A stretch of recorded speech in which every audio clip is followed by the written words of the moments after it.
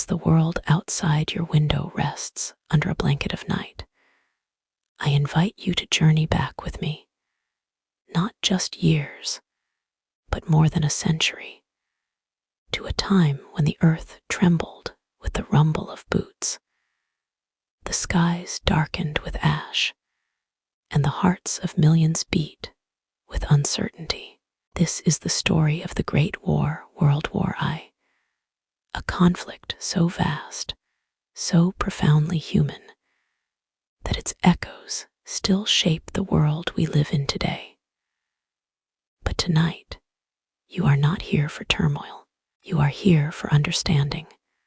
Calm, quiet, immersive understanding. You are here to drift gently into sleep, while the pages of history unfold like a whisper in the dark. We won't rush. There's no urgency here, only the steady rhythm of time. I'll guide you through the long corridors of the early 20th century, starting from the fading twilight of old empires into the war that was supposed to end all wars. We'll wander through the mud-soaked trenches of France, into the secret war rooms of generals, across the frozen fields of the Eastern Front, and through the quiet letters of soldiers dreaming of home. This is not a list of dates or battles. This is a story, a human story, a war not only of armies, but of poets and nurses, telegrams and silence, choices and consequences. As you listen, I invite you to relax into the weight of your blankets, to let your thoughts slow with each soft breath, and to allow your imagination to gently open like an old book being read by candlelight. And before we begin, I'd love to know, from where in the world are you listening tonight? What time is it where you are? Are you nestled in a quiet countryside, or perhaps a humming city apartment? Feel free to share your location in the comments below. I always find it heartwarming to see how far our little corner of history travels. Also, if you enjoy drifting off to stories like this, feel free to subscribe and gently press the like button. It helps this small channel reach others who are searching for comfort and meaning in the depths of the past. So close your eyes if you wish, or simply let them grow heavy. Settle in. Hello, my name is Sherry, and welcome to my channel. So let's begin. Before the guns, before the trenches, before even the whispers of war began to stir, there was elegance.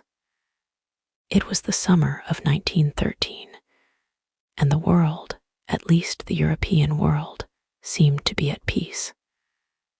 A gentle, gilded peace, like sunlight resting on polished brass. The old monarchies still held their courts, their uniforms heavy with medals and meaning. In Vienna, carriages clattered softly along cobbled streets, past cafes where aristocrats sipped coffee from porcelain cups. In Berlin, children played under chestnut trees, while military bands rehearsed in perfect rhythm nearby. In Paris, laughter echoed from theaters and salons, and poets filled pages with beauty, not bullets. The world was not perfect, far from it. Beneath this ornate facade, deep cracks had formed. But to the average onlooker, 1913 shimmered like the final hour before dusk. A golden hour.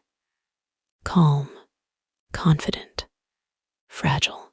Europe in those days was a continent of empires. To the east, the Russian Empire stretched like a sleeping beast across vast, snowy steppes, ruled by Tsar Nicholas II, a distant figure behind frosted palace windows. In the center stood the Austro-Hungarian Empire, a complicated, multilingual patchwork held together by tradition more than unity. At its helm, the aging Emperor Franz Joseph, white-bearded and weary, having ruled for nearly 7 decades. Then there was the German Empire, young, industrial, proud. Its Kaiser, Wilhelm II, was a man obsessed with uniforms, battleships, and the idea of greatness. And to the west, ever watchful, stood Britain, the island empire. It ruled not only its isles, but India, parts of Africa, and distant lands beyond the seas. Its navy was the largest the world had ever seen. Its monarch, King George V, bore a striking resemblance to his cousin, the Kaiser, a reminder of how intertwined the royal families of Europe truly were, because that's one of the strange ironies of history. Before these nations clashed, they dined together. These emperors and kings were often cousins, related by blood and marriage, sending each other letters and photographs, even as their armies began to arm. The people, too, felt some of this illusion. That peace, though delicate, would endure. The War of 1870 between France and Germany had passed. The horrors of Napoleon's century were now more than 100 years behind. Diplomacy, they believed, would prevail. Trade was booming. Technology was racing forward. The airplane had just been invented. Electricity lit up cities, and motor cars buzzed like little beetles along cobblestone streets. Surely war belonged to a more primitive age. In Paris, a new dance was sweeping the salons, the tango. In London, people marveled at the brand new telephone lines. In St. Petersburg, aristocrats strolled through flower gardens, murmuring about art and opera, not politics. There were tensions, yes, always tensions, but nothing, they thought, that could not be managed by diplomacy, by reason, and so the world teetered. There were signs, of course, that all was not well beneath the surface. The Balkans, that volatile region in southeastern Europe, had already seen small wars and uprisings. Nationalism, the powerful belief that each people should rule themselves, was rising rapidly. In places like Serbia, Bosnia, and elsewhere, resentment simmered against imperial control. Small groups whispered of freedom, of vengeance. The Ottoman Empire, once mighty, was crumbling, its lands being swallowed by ambitious neighbors. Meanwhile, Germany and Britain quietly competed in a naval arms race, each building more battleships than the other. Military plans, vast, intricate timetables of mobilization, were drawn up, sealed in secret drawers, and quietly updated each month. It was as if all of Europe had fallen asleep atop a pile of dry leaves, unaware of the sparks gathering in the wind. The young men of this time had no idea what awaited them. They dreamed of adventure, not agony. Military service was seen as noble, even romantic, a rite of passage. In Britain, boys studied Latin and cricket, their heads full of empire and glory. In Germany, cadets marched in perfect unison, cheered on by proud parents. Across all nations, soldiers posed for photographs in shining boots and pressed tunics, unaware they would soon be buried in the very uniforms they so proudly wore. And yet, even as the world looked forward to the future, to progress, it was trapped in an old way of thinking. Alliances and honor, prestige and territory. These were ideas left over from centuries before, but they were still alive in the minds of Europe's leaders, quietly influencing every decision.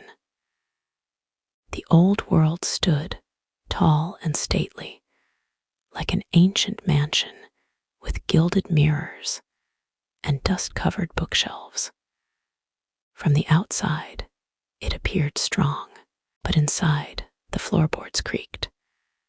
The wallpaper peeled in hidden corners, and somewhere deep beneath, a slow, relentless pressure was building. In the drawing rooms of Europe, few could imagine how quickly it would all fall, that in just 1 year, the laughter of cafes would be replaced by the thunder of artillery, that the carriages would vanish from the streets, replaced by ambulances and horse-drawn guns, that the bright uniforms would turn brown and gray, blending into the mud. They could not yet see the trenches, the wire, the ruin. They could not yet hear the silence before the storm. But the storm was coming, and in one quiet corner of the Austro-Hungarian Empire, in a city called Sarajevo, a teenage boy had just been handed a pistol. The world had 1 year left to sleep. The morning of June 28th, 1914, began with sunlight. Sarajevo shimmered with summer warmth, its narrow streets already busy with carts, bicycles, and townsfolk on foot. The city sat nestled between hills and mountains, a place of minarets and cathedrals, of Ottoman shadows and Austro-Hungarian ambition. The river Miljacka flowed quietly through the heart of the city, as it always had, indifferent to the tensions circling above. But that day, something else stirred in the air. The Archduke Franz Ferdinand, heir to the Austro-Hungarian throne, had come to the city with his wife, Sophie, for a state visit. They had arrived the day before, traveling in relative calm despite the growing unrest in the region. Their visit was meant to signal unity, to show the empire's grip on Bosnia, recently annexed from the crumbling Ottoman domain. But beneath the planned parades and formality, danger crouched in the shadows. The Archduke was not loved. To many Serbs and Slavs, he represented occupation. A foreign prince with a strange name and stiff presence, and to some, his presence in Sarajevo on this day of all days was a provocation. June 28th was Vidovdan, a national day of remembrance for Serbs, marking the Battle of Kosovo in 1389, a sacred memory of defiance. Among the crowds, unseen by the guards and the watching world, stood 7 young conspirators. They were part of a secret nationalist group called Young Bosnia, loosely connected to a shadowy organization known as the Black Hand. Most of them were teenagers or just past it. dreamers, radicals. Each carried cyanide, each carried a weapon, and each had sworn an oath to kill Franz Ferdinand that day. One of them was named Gavrilo Princip, 19 years old, small in stature, frail from tuberculosis, but burning with purpose. The motorcade carrying the Archduke and his wife rolled through Sarajevo at 10 a.m. A column of black automobiles gliding through cheering and curious onlookers. The first attempt came quickly. One conspirator threw a grenade at the car, but it bounced off the folded roof and exploded beneath the vehicle behind. Chaos erupted. Officers were injured. The Archduke's driver, shaken but composed, sped forward. And still, the procession continued. Franz Ferdinand was visibly agitated, but refused to cut the visit short. They reached the city hall, where officials fumbled nervously through their speeches. The Archduke reportedly snapped, "I come here on a visit, and I get bombs thrown at me. It's outrageous." But Sophie, ever composed, calmed him. She was not only his wife, but his anchor, and he adored her. Their love was rare for royalty, and genuine. After the city hall reception, the Archduke decided to visit the wounded in the hospital, but his driver, unfamiliar with Sarajevo's twisting streets, made a wrong turn. The car slowed, then stopped to reverse near a small cafe. And there, on that faded corner, by the Latin bridge, Gavrilo Princip was standing. He hadn't expected another chance. After the failed morning attack, he'd wandered the streets in despair, cigarette trembling in his hand. And now, suddenly, impossibly, the Archduke's car was right in front of him. No guards, no movement, just seconds. He stepped forward, raised his pistol, and fired 2 shots. The first struck Sophie in the abdomen. The second struck Franz Ferdinand in the neck. Blood spilled onto his tunic, dark and immediate. Sophie collapsed at his side. Witnesses say his last words were, "Sophie, Sophie, don't die. Stay alive for our children." She was already gone. Within minutes, so was he. The silence that followed was not peace, but paralysis.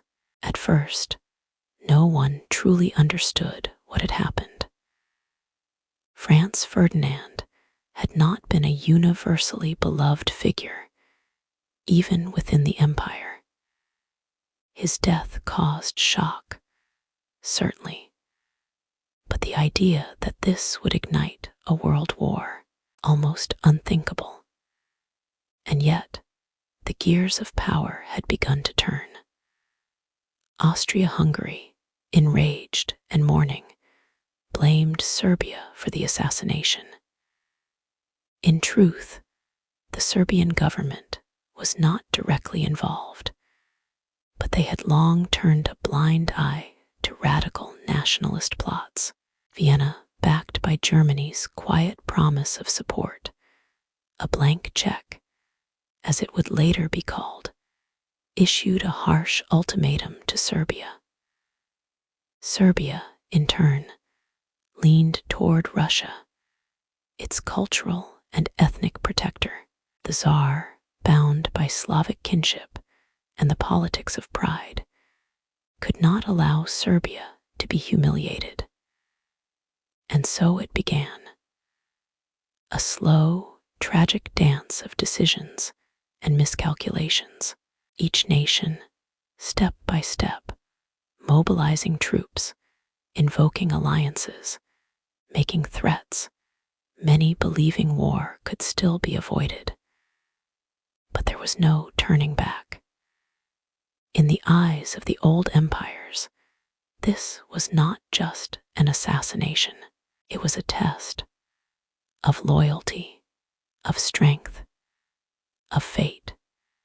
Gavrilo Princip, arrested and tried as a terrorist, died 2 years later in prison from tuberculosis and malnutrition. But in that brief moment on the Sarajevo street, he had pulled a thread that unraveled an entire age. The world had passed from twilight into flame. Soon, soldiers would march under flags no longer clean. Horses would ride toward machine guns. The continent would fracture like glass. One bullet had shattered the illusion of peace. The old world was gone. And now, the drums of war had begun to sound. Across the capitals of Europe, telegrams were flying. Mobilizations ordered. Borders sealed. The machinery of empire had begun to move, and no one could stop it. When the Archduke fell in Sarajevo, the world did not explode all at once. The war didn't begin with fire. It began with paper. Letters, wires, ultimatums, telegrams carried in leather-gloved hands through the long marble corridors of palaces and war ministries. Ink flowed first, not blood. Yet what followed was not a thoughtful negotiation. It was a grim rehearsal long practiced, now set into motion. To understand how a single assassination could lead to a global conflict, we must untangle the vast, brittle web of alliances that stretched across early 20th century Europe. They were supposed to preserve peace. Instead, they locked entire nations into promises they couldn't escape. Let's return briefly to Vienna. Austria-Hungary, humiliated by the murder of its heir, turned toward its closest ally, Germany. The two had long stood together in what was known as the Dual Alliance, formalized in 1879, designed to protect each other from Russia or France. The German Empire, led by Kaiser Wilhelm II, gave Austria what historians call the blank check, a pledge of unconditional support, no matter what Austria chose to do, and Austria chose war. Their leadership believed that Serbia must be punished, not only for the assassination, but for its growing defiance. The empire, aging and fracturing from within, feared that if Serbia's nationalism spread, its own Slavic provinces, Bosnia, Croatia, Slovenia, might also seek independence. They needed to send a message, to reassert their strength.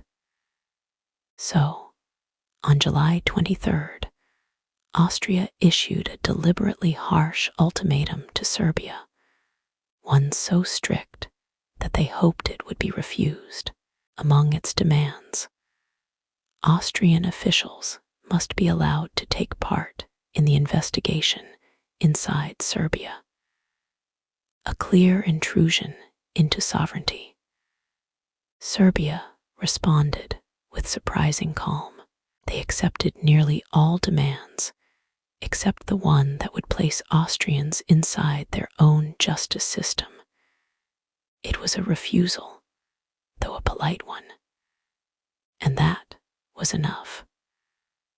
On July 28, 1914, exactly 1 month after Franz Ferdinand's death, Austria-Hungary declared war on Serbia.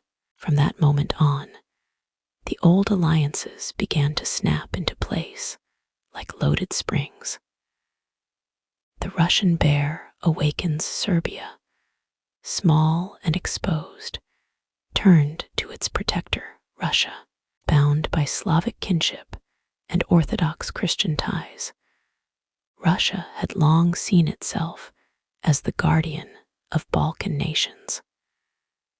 But this was more than emotion. It was strategy.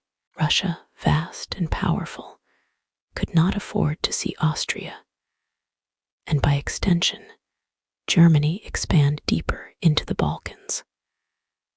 So, Tsar Nicholas II ordered the mobilization of Russia's army, not just against Austria, but quietly against Germany as well. A show of strength, a warning. But this, too, was a trap. In Germany's war plans, particularly the Schlieffen Plan, Russian mobilization meant only one thing: Germany must strike first. And here is where the web becomes most dangerous. Germany's calculated gamble. Germany's military strategy had been written years earlier, assuming a two-front war, Russia to the east, France to the west. Germany could not afford to fight both at once. Their only hope was to strike France swiftly, crush them in weeks, then turn to face Russia, who they believed would take longer to prepare. But France had not attacked. France had not even moved. Still, Germany declared that Russia's mobilization was an act of aggression. And so, on August 1st, 1914, Germany declared war on Russia. And 2 days later, on August 3rd, Germany declared war on France. Astonishingly, all of this unfolded in less than 2 weeks. The dominoes were falling. The violation of Belgium-France, anticipating the German advance, readied its defenses along the German border. But Germany had no intention of charging through the French front lines. Instead, they would go around through the neutral country of Belgium. The Schlieffen Plan required German troops to swing like a great hammer westward through Belgium's flat lands, then sweep down into France like a scythe. Speed was everything. Delay would be fatal. But there was a problem. Belgium was neutral by international treaty, its neutrality guaranteed by other powers, including Britain. Germany sent an ultimatum: allow our troops through or be crushed. Belgium refused. And so, in the early hours of August 4th, German troops invaded Belgium, marching across its borders with steel helmets and spiked pickelhaubes, violating neutrality in the name of speed. The world was stunned, but none more so than Britain. Britain enters the war for Britain. The issue was not only honor, it was survival. Allowing Germany to overrun Belgium would bring a hostile empire dangerously close to the English Channel. It would also be a breach of the 1839 Treaty of London, which Britain had signed, promising to protect Belgian neutrality. For a moment, diplomacy held its breath. Could Britain stay out? Then came the final straw. That same evening, German troops attacked the Belgian fortress of Liege.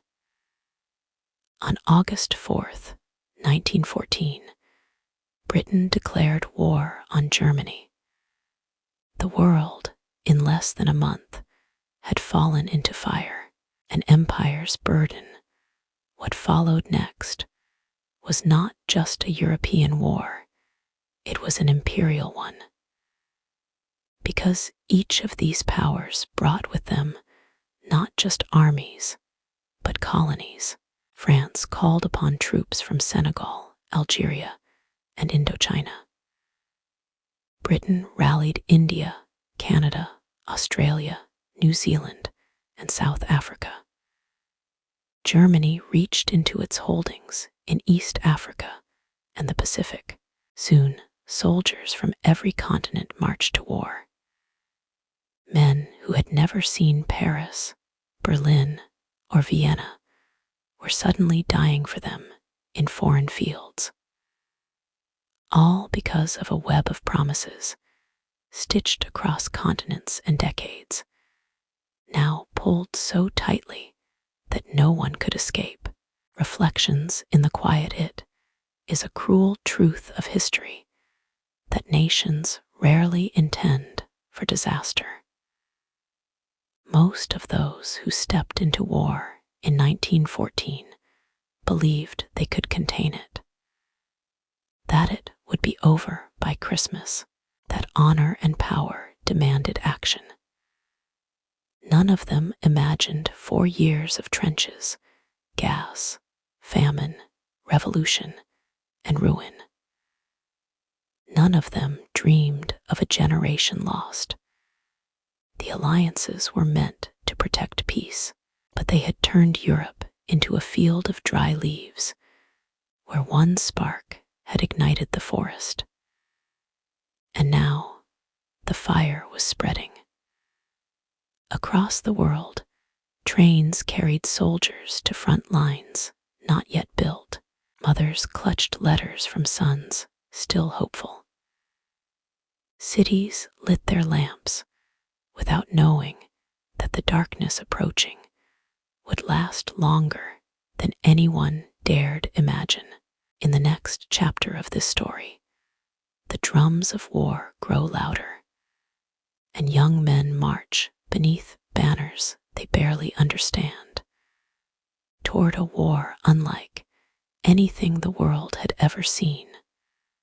They called it the Great Adventure. Before the trenches, before the shellfire and wire, there was excitement, even jubilation. In the cities of Europe, war arrived not as a grim procession, but as a strange and powerful celebration. In August of 1914, the streets of Berlin, Paris, London, Vienna, and St. Petersburg were filled with flags, music, and marching boots. Young men in pressed uniforms paraded past cheering crowds. Flowers were thrown, priests offered blessings. Sweethearts kissed their lovers goodbye at train stations. For many, this was not the beginning of a tragedy. It was the opening of an epic. Few, if any, understood what they were truly marching toward. In Germany, the crowds chanted Jeder Schuss ein Russ. Every shot a Russian. Newspapers printed poems of glory. Kaiser's proclamations were read aloud in schools. Young men ran, literally ran, to enlist. In France, memories of 1870 burned still. The humiliating defeat in the Franco-Prussian War had not been forgotten. Now, there was a sense of reckoning, of reclaiming lost pride. French soldiers, the poilus, meaning the hairy ones for their ruggedness, wore blue coats and red trousers, bright colors for bright futures. They were told they'd be home before the leaves fell. In Russia, thousands were conscripted from villages that had never even seen a train. The Tsar's empire stretched vast and deep. Many peasants did not even know why they were going to war, only that they must. In Britain, the response was slower, more cautious. But once the war was declared, a surge of patriotism swept the country. Lord Kitchener's piercing eyes stared out from posters. "Your country needs you." Young men lined up outside recruitment offices in numbers no one expected. In the first month alone, over 750,000 men volunteered. It seemed, in those opening days, that the entire continent was in motion. But what they were marching into was a nightmare. The march and the myth, there's a strange romance attached to the beginning of wars. The first steps, the uniforms still clean, the drums beating time. But in truth, the march was brutal. Soldiers walked for weeks with heavy packs. The August heat was oppressive. Horses collapsed. Supply lines faltered. Roads turned to dust or mud, depending on the sky. In Belgium, where the German army advanced, resistance was fiercer than expected. The small, neutral nation had not rolled over. At Liege, the Belgians held out for days against massive German artillery. Entire towns were devastated in retaliation. Civilians were executed. Homes burned, early signs that this war would be cruel not only to soldiers, but to all. The German plan, the Schlieffen Plan, required speed. But speed was lost in the resistance, in the reality of terrain, in the stubborn bravery of the Belgians, and the unexpected coordination of French and British forces. As German troops pushed into France, they reached the River Marne, just 30 miles from Paris. Panic rippled through the French capital. Government offices packed up. The Eiffel Tower's lights were dimmed. And then something unexpected happened. The French, under General Joffre, launched a counterattack. With British support, and using taxis from Paris to rush reinforcements to the front, they pushed the Germans back. The First Battle of the Marne, in early September 1914, changed everything. It ended the German dream of a quick victory, and it marked the beginning of something darker. The front freezes after the Marne. Both sides began to dig, not metaphorically, literally. The age of maneuver gave way to the age of trenches. From the North Sea to the Swiss border, a line was drawn across Europe, a twisting scar of earthworks, barbed wire, dugouts, and mud. It would become known as the Western Front, and for the next 4 years, it would barely move more than a few miles in either direction. But we are not there yet. Not quite.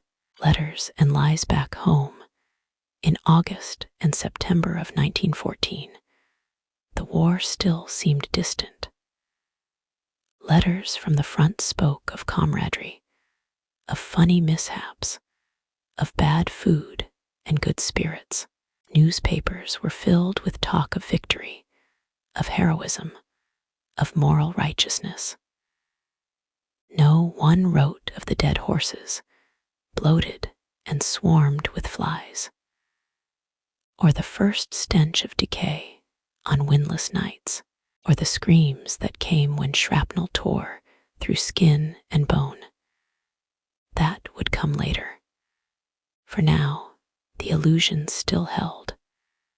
Soldiers wrote home of sunsets and cigars, of new friendships, of believing in the cause. The true horror was beginning, but it had not yet taken root in the public's mind. There was still time to believe that this war might be different, that it might still be short, but beneath every footfall, every march, every bugle call, the earth was opening, families divided, empires united. This was also a war of contradictions. In some cases, brothers fought on opposite sides. German and British royal families were cousins. Tsar Nicholas and Kaiser Wilhelm exchanged telegrams as war was declared, begging each other to reconsider, signing them Nicky and Willie. But behind the scenes, the machinery of empire moved with brutal consistency. Every colony, every subject nation was called upon. From the farms of Punjab to the outposts of Africa, the empire demanded men. And they came, some with loyalty, some with hope, some with no choice at all. The march slows. By the end of 1914, over 1 million men were dead or wounded. And still, the war had barely begun. The autumn rains turned fields to swamps. Trenches collapsed. Diseases spread. The uniforms, once brightly colored, were replaced by muted tones, khaki, gray, brown colors that blended with mud. The men who had marched to war in music and pride were now cold, wet, and watching rats feed on the fallen. And yet they stayed. A moment before darkness, as the first winter of the war approached, the world changed. The old ways had cracked. The illusion of a quick, clean war was gone. But something else was beginning to grow in its place, a kind of stubborn endurance, a realization that this war would demand more than courage. It would demand patience, sacrifice, and something very close to madness. They had marched to war. Now they would dig in, and as they dug, the world would enter a new kind of darkness, one measured not in miles, but in mud, blood, and time.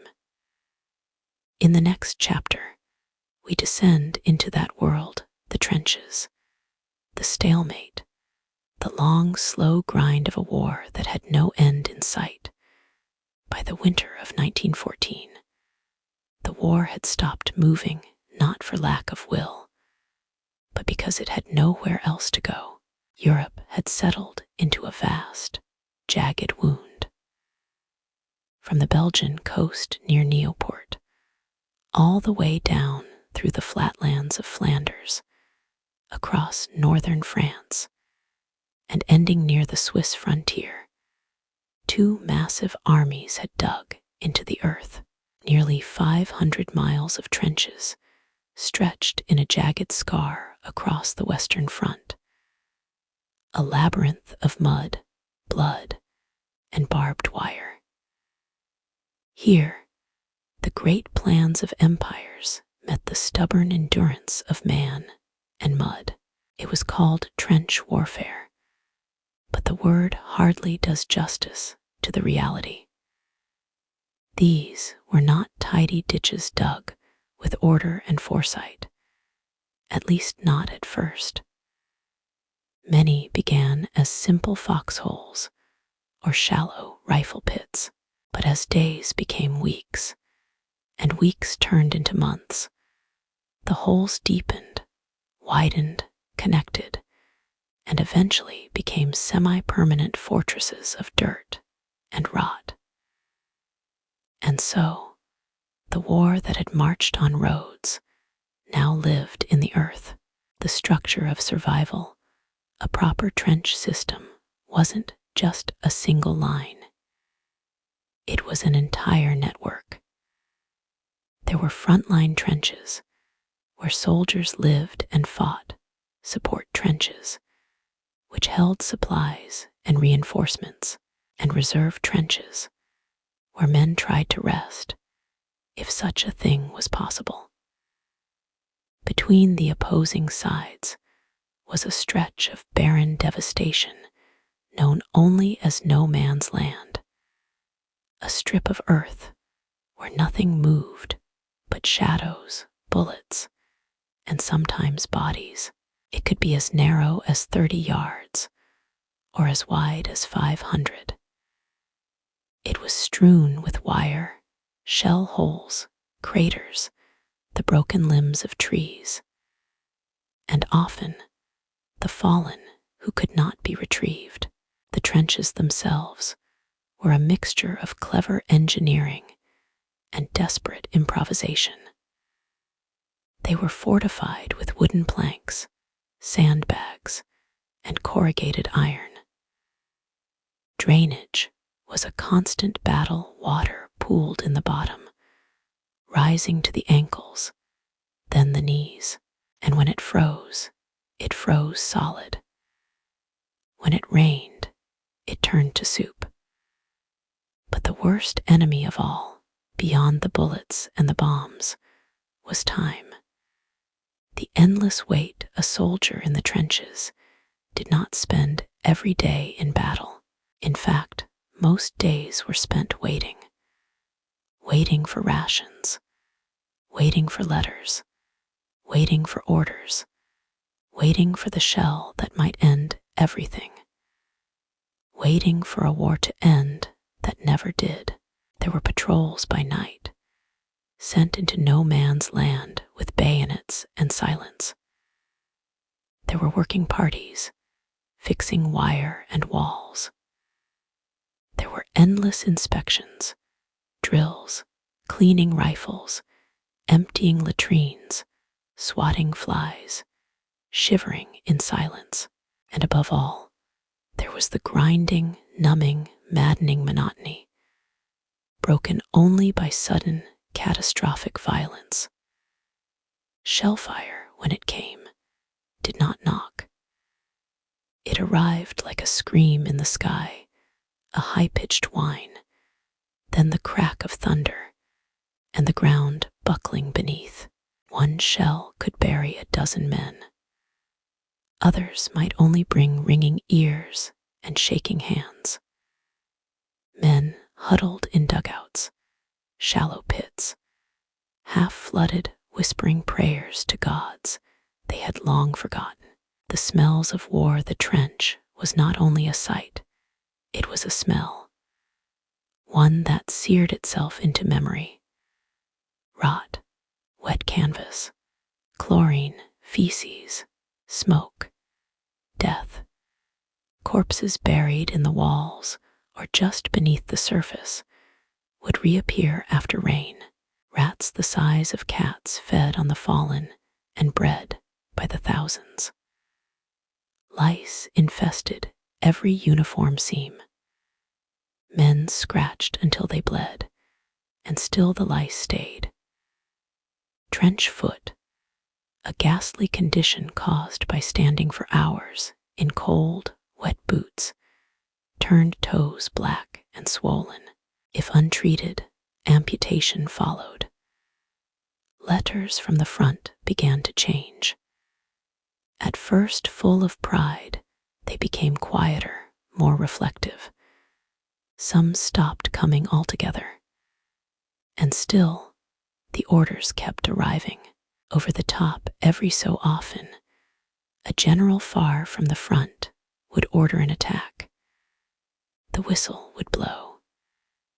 Men would climb the trench ladders, bayonets fixed, and go over the top. What followed was rarely noble. Machine guns spat from hidden bunkers. Men fell in rows. Artillery, preset to range, tore holes in the charging lines. Some men got tangled in wire. Others fell into craters. A lucky few might make it to the enemy trench, only to be met by grenades and rifle fire.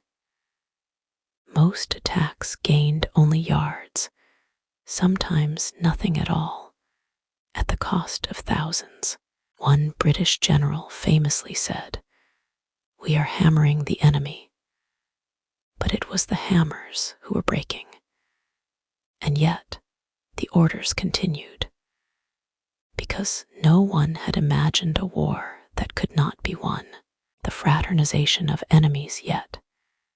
Even in this bleakest of landscapes, humanity flickered. On Christmas Eve of 1914, in certain sectors of the front, the guns fell silent.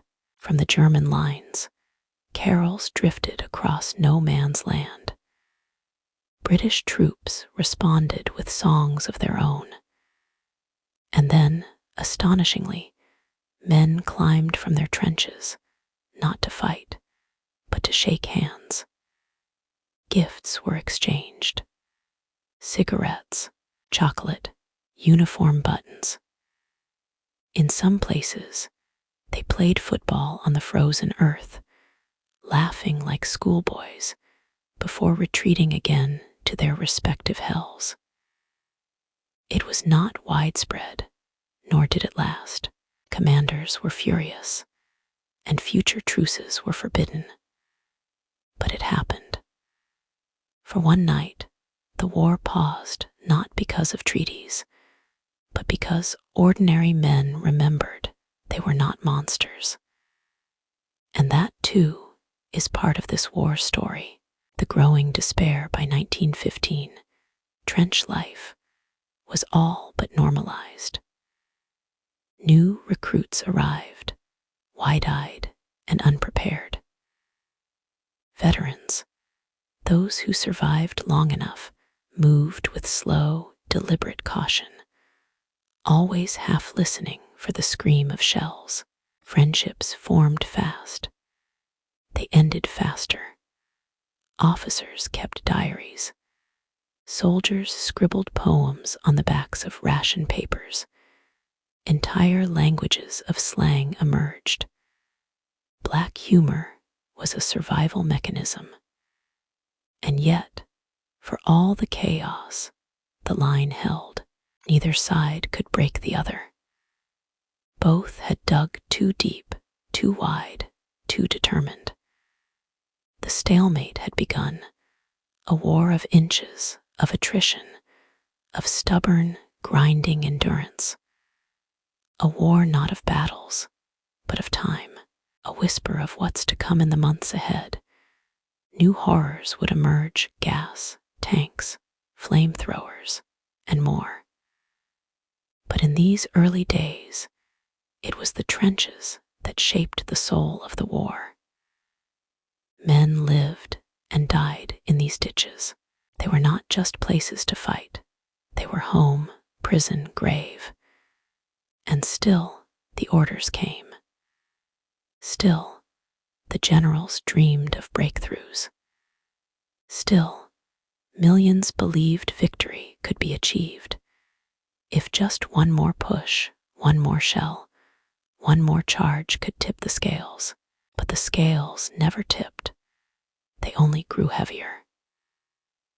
In the next chapter, we leave the rain-soaked mud of France and journey east to the frozen plains and burning cities of another battlefield entirely, the Eastern Front. If the Western Front was a war of mud and stagnation, the Eastern Front was something else entirely, a war of space, of motion, and of collapse. Here, on the endless plains of Poland, the Carpathian Mountains, the forests of Galicia, and the cold lakes of East Prussia, the war was not defined by trenches, but by movement, sweeping offensives, chaotic retreats, vast encirclements, and long, bitter winters. It was a war fought in distances, not inches. And it began with a pair of miscalculations on both sides. The bear stirs too soon when Austria-Hungary declared war on Serbia. It did not expect a broader regional escalation. But Russia, bound by pride, Slavic kinship, and the shadow of defeat in the Russo-Japanese War, responded with speed. Too much speed. The Russian Empire, ancient and sprawling, had an army of millions. But it was not ready. Equipment was short, logistics were archaic, and the railway system was fragmented and thin. Still, under pressure from the Allies, Russia acted swiftly. 2 massive armies were dispatched to invade East Prussia, the heart of German lands in the east. The idea was bold. Strike early, distract Germany from the Western Front, and perhaps even secure an early victory. But they underestimated Germany's sharpness and overestimated their own coordination. The result would be one of the most lopsided defeats in military history. Tannenberg, triumph and tragedy. In late August 1914, Russian generals Samsonov and Rennenkampf advanced with their armies into East Prussia. But they despised each other. Their communication was poor. Their plans clashed. Their positions drifted dangerously apart. Meanwhile, Germany's 8th Army, though outnumbered, was commanded by 2 men who understood one another with unspoken precision. General Paul von Hindenburg, a stoic veteran recalled from retirement, and his brilliant, energetic chief of staff, Erich Ludendorff. Using intercepted radio transmissions sent by Russian commanders uncoded, the Germans pinpointed Samsonov's army. They turned with astonishing speed, surrounded it, and crushed it at the Battle of Tannenberg. Nearly 90,000 Russian troops were captured. Another 50,000 were killed or wounded. Samsonov, humiliated and unable to face the Tsar, rode into a forest and took his own life. It was a devastating blow and a stunning German victory, but it was not the end. Galicia and the Carpathians, Austria's struggles, while Germany was dealing with the Russians in East Prussia. Austria-Hungary faced its own nightmares to the south. Their invasion of Serbia had faltered almost immediately. The Serbs, though outnumbered, were fierce defenders. They knew the terrain, and their morale was unshakable. But worse was yet to come. Austria turned its main attention eastward toward Russian Galicia. There, in September 1914, a series of brutal battles unfolded. The Austro-Hungarian army, poorly led and ill-equipped, was soundly defeated by the Russians at the Battle of Galicia. By the end of the campaign, Austria had lost nearly 1/3 of its army. The empire was bleeding, and from that point forward, it would be increasingly reliant on German military support to survive. A war without borders, unlike the fixed front lines of France and Belgium, the Eastern Front was defined by constant motion. Armies stretched across hundreds of miles. The front lines swayed back and forth like a pendulum, gaining ground one month, losing it the next. Villages changed hands again and again. Civilians fled, only to return and flee again. Trains moved soldiers and supplies through desolate wilderness and across ancient roads where wheels sank into mud. There were fewer trenches, but not less suffering. Russian soldiers often marched barefoot. They sometimes lacked rifles, told to pick one up from the fallen. Entire regiments vanished into snowstorms. Supplies ran out. Frostbite crippled entire battalions. And yet they fought. The Germans, better equipped, moved with efficiency. They used their rail network to shift troops quickly between sectors. A strategy that would win them key victories. But even they were not immune to the brutal scale of this front.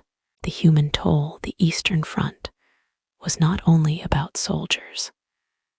Civilians suffered horribly. Towns were looted. Villages burned. Pogroms and ethnic violence erupted in areas where suspicion and desperation mingled with fear. In some places, Jewish communities were falsely accused of spying for the enemy and deported or killed. The front lines passed through homes, farms, and ancestral lands. Entire populations were uprooted, millions displaced. This was war not only between empires, but within them. The seeds of revolution, and within Russia itself, something darker was beginning to stir. The Tsar's government, already seen as corrupt and distant, lost further prestige with each military failure. Food shortages deepened. Inflation soared. The gap between the nobility and the starving grew unbearable. In the trenches, Russian soldiers began to grumble, and then to mutiny. Officers were shot. Orders were refused, and in whispered corners of Petrograd, revolutionaries saw opportunity. Lenin, Trotsky, and others watched and waited. The war, they believed, would be the empire's undoing. They were right, but not yet.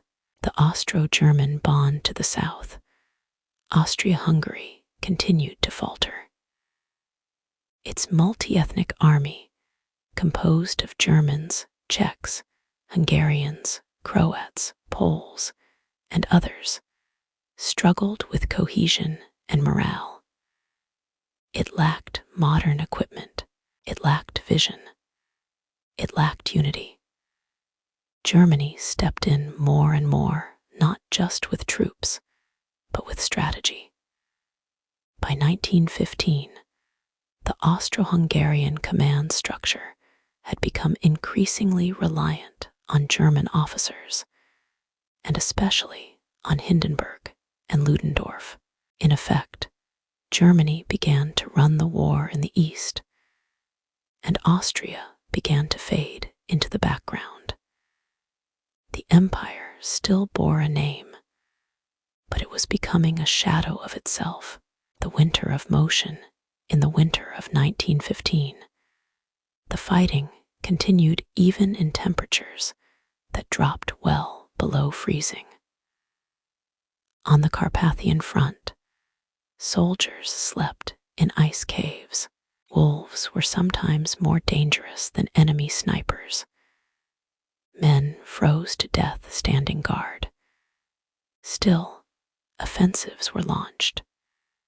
Gains were made, then lost. The line moved endlessly, but nothing decisive ever came. This was the other face of the Great War, one far from the headlines in Paris and London, but every bit as terrible. Here, the mud froze, but the blood flowed just the same.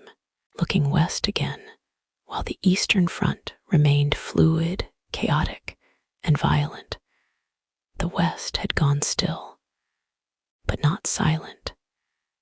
In France and Belgium, Something new was being prepared, something massive. The generals were drawing up maps.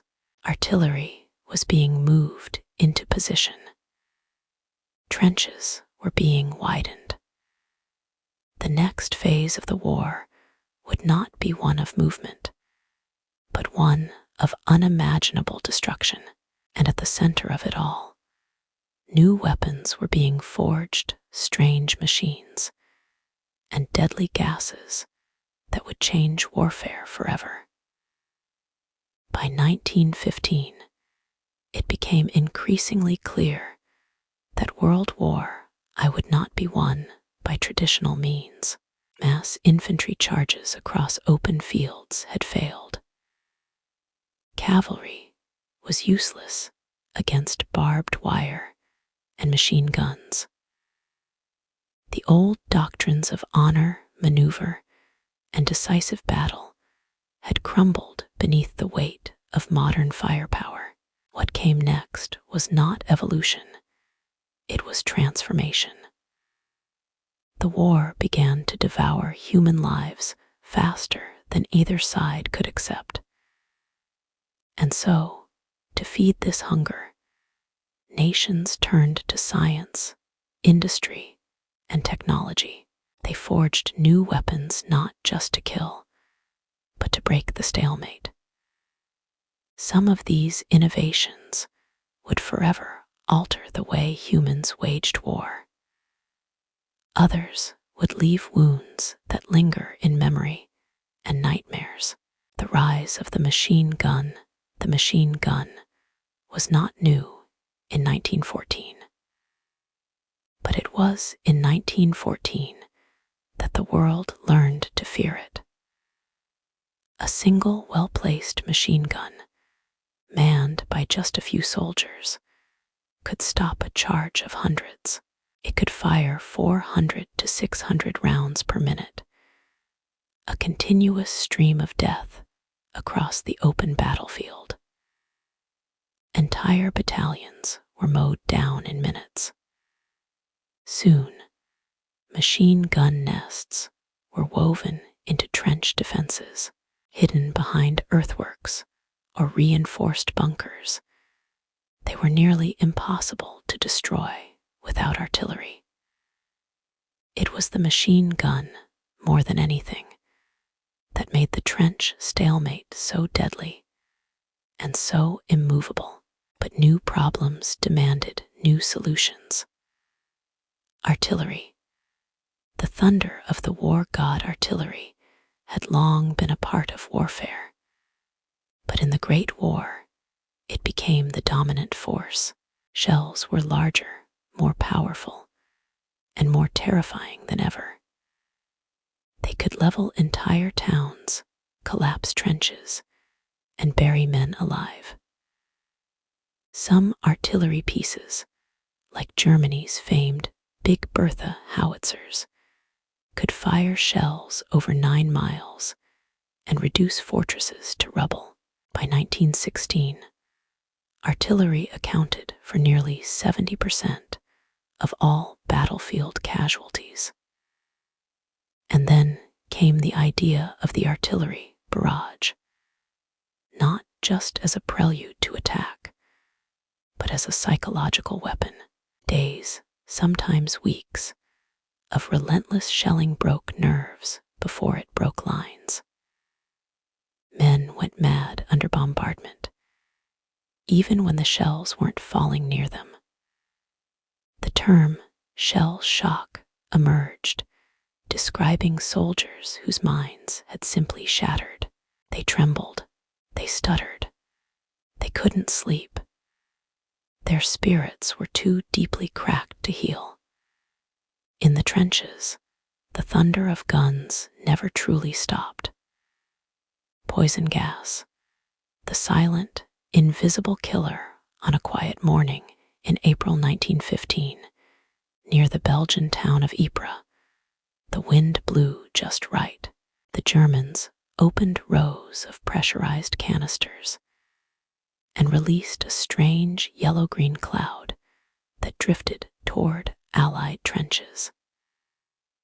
It was chlorine gas, the first large-scale use of chemical warfare in modern history. As it reached the Allied lines, soldiers began to cough violently. Their eyes burned, their lungs filled with fluid. Some clawed at their throats, gasping until they collapsed. Others fled in terror. A gap opened in the line, wide enough for a breakthrough, but the Germans, not expecting their own success, hesitated. Even so, the age of chemical warfare had begun. Later gases were even worse. Phosgene was nearly invisible and smelled faintly of hay, but deadlier than chlorine. And then came the most feared of all, mustard gas. It didn't kill quickly. Instead, it lingered in low places, trenches, shell holes, basements. It caused massive blisters, burned lungs and eyes, and often led to blindness and slow, painful death. Gas masks were soon issued, but they were crude at first. In some sectors, men were told to urinate on cloth and hold it to their faces. The ammonia helped neutralize chlorine. By war's end, gas had killed or maimed over 1 million men. It wasn't the most effective killer, but it was the most inhuman. The tank. A new beast crawls across the battlefield in 1916. At the Battle of the Somme, British forces unveiled something strange. A massive armored vehicle with caterpillar tracks and no visible wheels. The tank had arrived. It was slow, unreliable, and prone to breakdown. Early versions moved barely 3 miles per hour, overheated constantly, and sometimes got stuck in their own trenches. But they could crush barbed wire, withstand machine gun fire, and carry men across no man's land protected from the worst of the enemy's weapons. They were terrifying, not because they were effective at first, but because they were new. The sight of a steel monster lurching through the mist sent shockwaves through German lines. By 1917 and 1918, tank designs had improved. They could operate in formations, support infantry, and coordinate with artillery. The age of mechanized warfare had truly begun. Wings of the war, aircraft and aerial combat at the beginning of the war. Planes were used mainly for reconnaissance, scouting enemy lines, directing artillery, and taking photographs. But soon, pilots began shooting at one another with pistols and rifles. By 1915, machine guns were mounted to planes, synchronized to fire through the spinning propeller. The result was the birth of the fighter aircraft, and with it, the romanticized image of the flying ace. Men like the Red Baron, Manfred von Richthofen, became legendary for their aerial duels, painting their planes with personal insignias, like knights of the sky. Yet most pilots didn't live long. The average life expectancy of a new airman at the front was measured in weeks.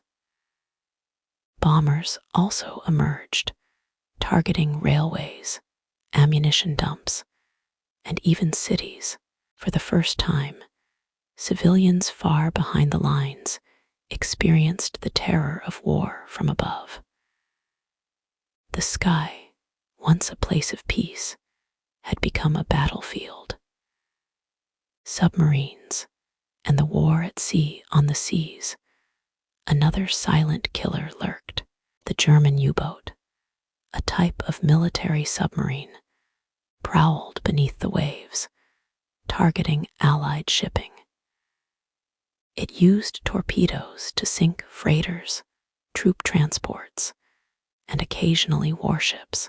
One of the most infamous attacks came in May 1915, when a U-boat sank the British passenger liner Lusitania, killing 1,198 people, including 128 Americans. Germany claimed it was carrying war supplies, and they were right, but the outrage was profound. Though the U.S. did not yet join the war, the seeds of fury were sown. Submarine warfare, unrestricted and merciless, would one day help draw the United States into the conflict. Total war, the nation mobilized, but perhaps the greatest innovation of all was not a machine, nor a weapon. It was the idea of total war, the mobilization of entire societies, not just armies. Factories shifted from cars to cannons. Women took the jobs of men who had gone to the front. Children gathered scrap metal. Farmers produced for armies, not cities. Governments censored news. Propaganda posters blanketed walls. Every resource, physical, mental, and emotional, was devoted to the cause. This was no longer the war of kings. It was the war of nations. And everyone, soldier or civilian, was now a participant. The cost of innovation with each new weapon, the killing became more efficient. But the hope of victory seemed no closer. The world was changing, violently and without warning. The war was no longer about glory. It was about survival, endurance, attrition. Each innovation made it harder to stop. Each advancement made peace more distant, and in the coming years, these tools would be tested in new, darker ways, in battles so vast, so brutal, that they would shake the very ground of Europe. Next, we step into one of these great cataclysms, the Battle of Verdun, where an entire generation would be offered up to fire, and stone the name Verdun echoes with pain. Even now, more than a century later, it speaks of a place where the ground bled, and where men entered not to conquer, but simply to endure. It is said that if you listen closely in the forests of Verdun, you can still hear the thunder of guns, distant, fading, like a memory too heavy to forget. This was not a battle fought for gain. There were no decisive objectives, no cities to seize, no terrain to hold beyond the name itself. Verdun was chosen not for strategy, but for symbolism, and that symbolism would be paid for with lives.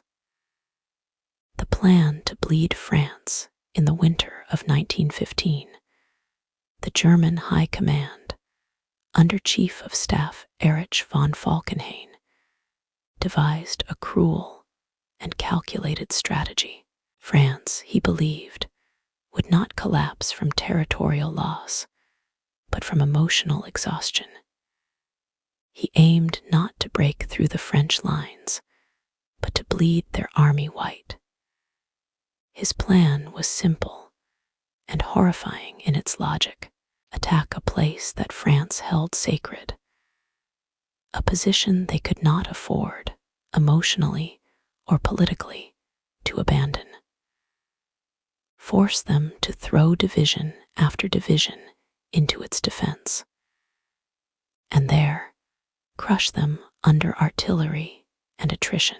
He chose Verdun, an ancient fortress city on the River Meuse in northeastern France, rich in national symbolism and ringed by historic forts. The French would defend it at all costs, and that's precisely what Falkenhayn wanted.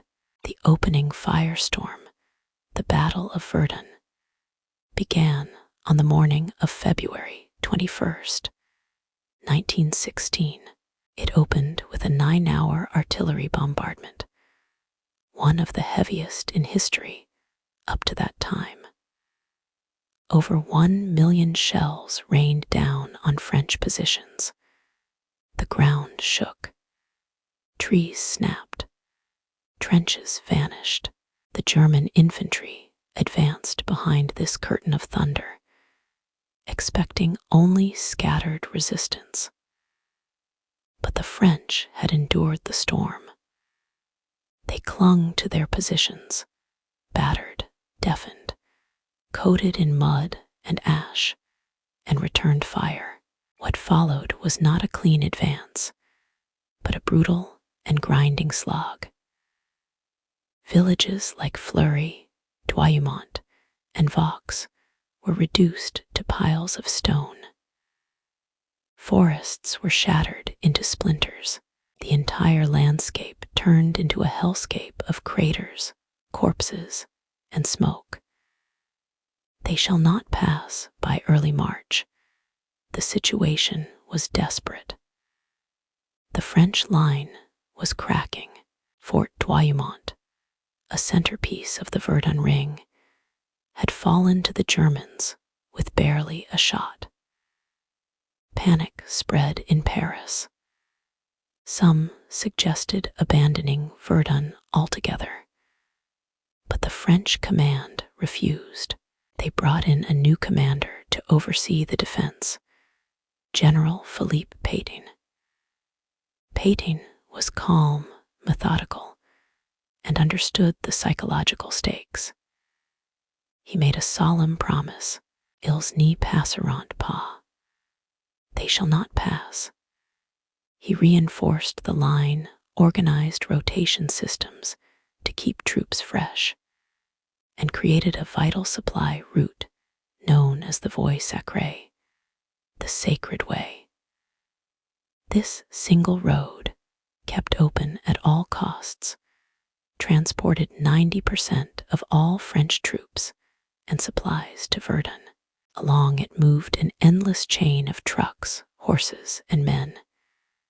Day and night, constant, relentless, the entire nation was now focused on keeping Verdun alive. A battle of attrition. Verdun was not a single battle. It was a series of countless smaller engagements, fought over the same battered ground for 10 months. Weather swung from freezing mud to blazing heat. Bodies lay unburied. Rats thrived. Shells uncovered bones from battles fought centuries earlier. Artillery was the true ruler of Verdun. Some sectors saw more than 100 shells per square meter.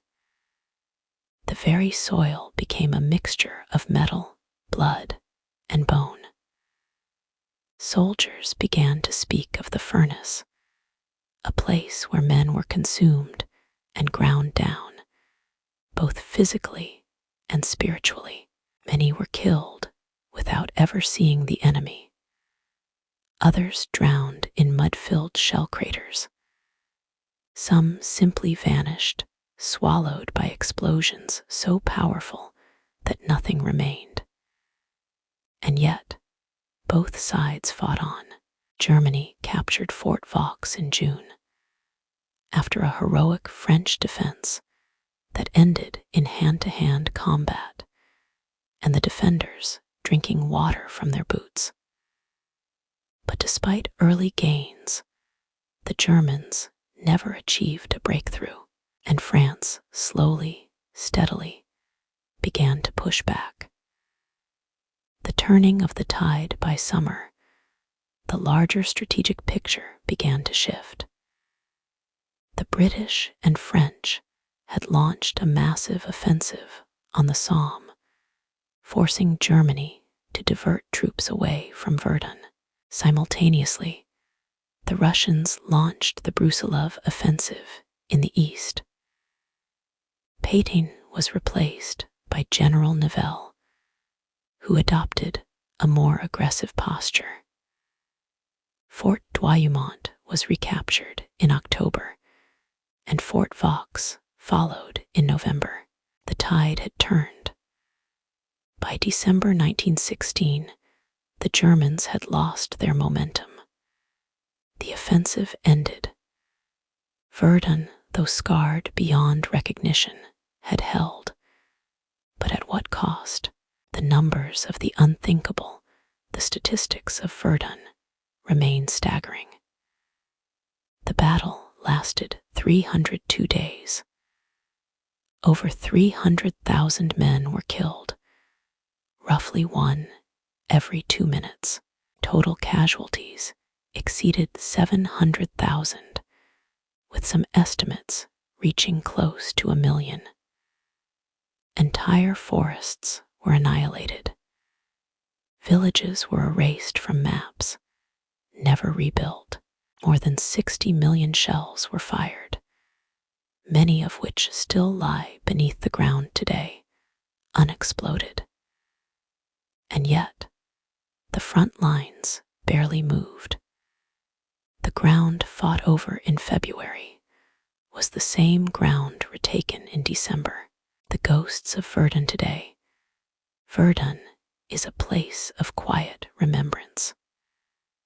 The Douaumont ossuary, a great stone monument, holds the remains of over 130,000 unidentified soldiers. Their bones are visible through glass panels, anonymous, intermingled, eternal. The surrounding forests are still dangerous, scarred by shell holes, and littered with unexploded munitions. Signs warn visitors not to stray from marked paths. In some places, the earth still refuses to grow. And yet, birds return. The wind moves gently through the trees. Silence has replaced the screams. Verdun became more than a battle. It became a symbol of endurance, of sacrifice, and of the futility of unrelenting war. As one French soldier wrote in his diary, just before being rotated out of the line, "I did not win here. No one did, but I did not die. And that, perhaps, is all that matters now." The war would not end in Verdun, but it had changed because of it. And as 1916 drew to a close, another storm was brewing, not in the trenches, but in the east, in a crumbling empire ruled by a fragile Tsar. There are moments in history when empires do not fall to an enemy's sword, but collapse inward, worn thin by their own weight, eroded by time, and pierced by the despair of their own people. In 1917, as war raged across Europe, the Russian Empire, vast, ancient, and brittle, began to unravel. This is the story of how a monarch believed by many to rule by divine right lost his throne, and how revolution would rise in his place. It was not sudden, but it was swift. A cracking foundation when the war began in 1914. Many Russians greeted it with hope. In cities like Petrograd, formerly St. Petersburg, men paraded in the streets, waving flags, singing patriotic songs, calling for vengeance on Germany and support for Serbia. But beneath the surface, the empire was already straining. Tsar Nicholas II, the ruler of Russia, was a man of good intentions and poor judgment. He was deeply religious, devoted to his family, and believed firmly in the autocracy. But he was not a leader for modern war. Russia's military was huge, but under-equipped. Soldiers often lacked rifles, boots, and even food. Trains broke down. Ammunition ran short. Officers were often appointed based on nobility, not skill. The Russian people, already weary from poverty and oppression, were being asked to sacrifice everything, and many could not understand why. By the second year of the war, frustration had curdled into fury. The Tsar's fatal choice in 1915, after a series of humiliating defeats on the Eastern Front, Tsar Nicholas made a fateful decision. He took personal command of the Russian army. He left the capital and moved to the front lines, believing his presence would inspire the troops. But he was not a general, and his absence from Petrograd left the government in chaos. Back in the capital, real power fell into the hands of Tsarina Alexandra, his wife, and her close confidant, a dark and mysterious figure, Grigory Rasputin. Rasputin, the mad monk. Few names from this era stir such fascination and dread as Rasputin. A peasant mystic from Siberia, Rasputin had wormed his way into the heart of the royal family by claiming to heal their only son, Alexei, who suffered from hemophilia. The Tsarina believed him to be a holy man. Others saw him as a fraud, or worse. Rasputin began advising on political appointments, war strategy, even government policy. Ministers were dismissed. Corruption spread. Rumors of his influence and his debauchery spread like wildfire through Petrograd. The nobility grew furious. The people grew restless. And in December 1916, a group of aristocrats lured Rasputin to a palace, poisoned him, shot him, beat him, and threw him into a freezing river. Still, the damage to the monarchy's image was done.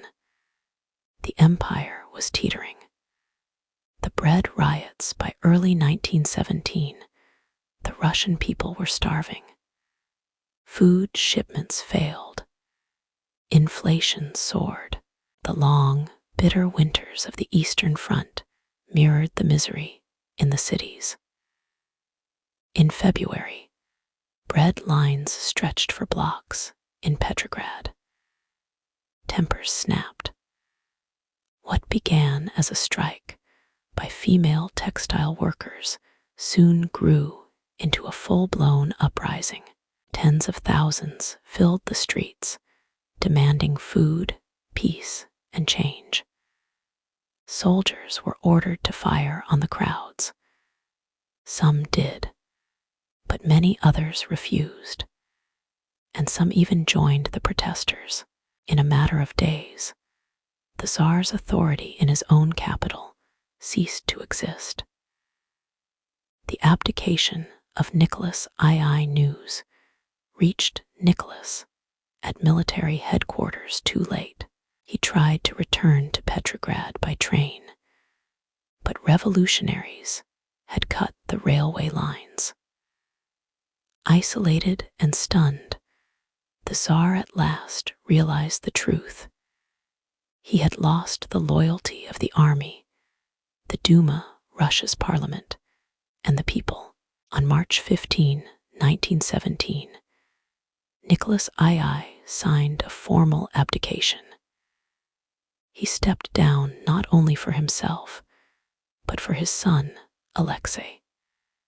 He named his brother as successor, but his brother declined the crown.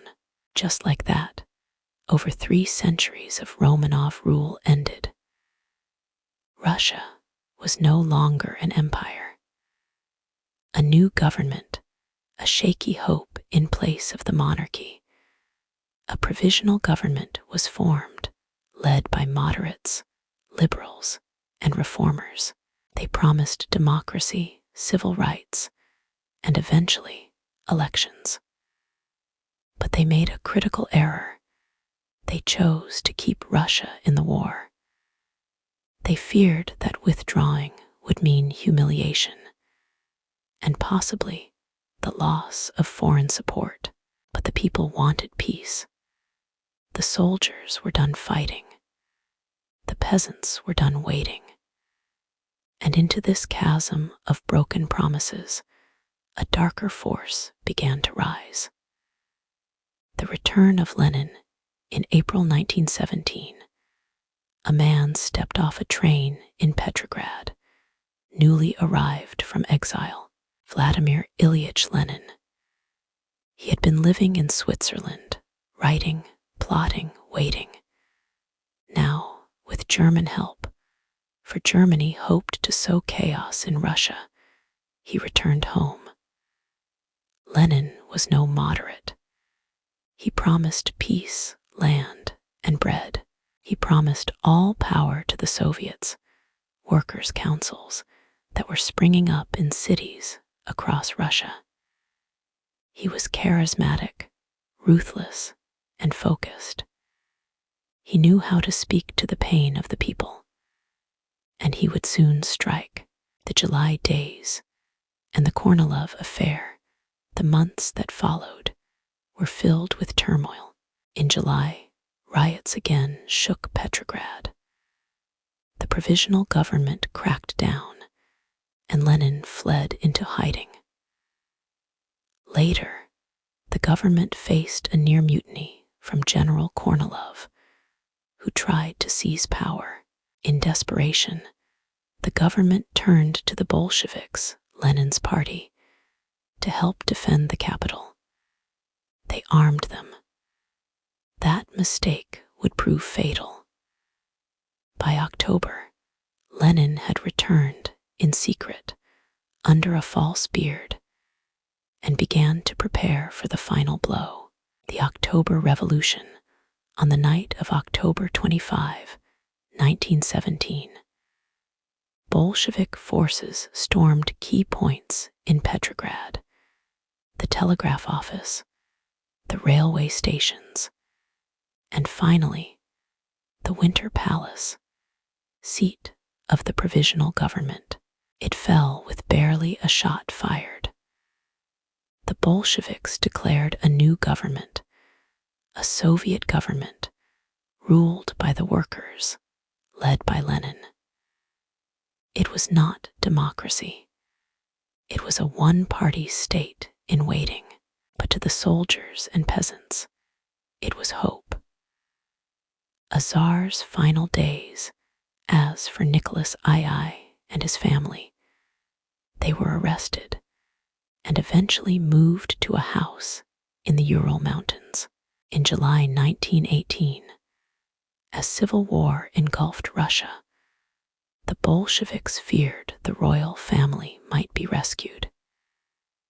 In the dead of night, Nicholas, Alexandra, their 5 children, and several loyal servants were taken to a basement. There they were executed. The dynasty was extinguished in blood. A world transformed with the Tsar gone and Lenin in power. Russia changed forever. The country would withdraw from the war and descend into a brutal civil conflict.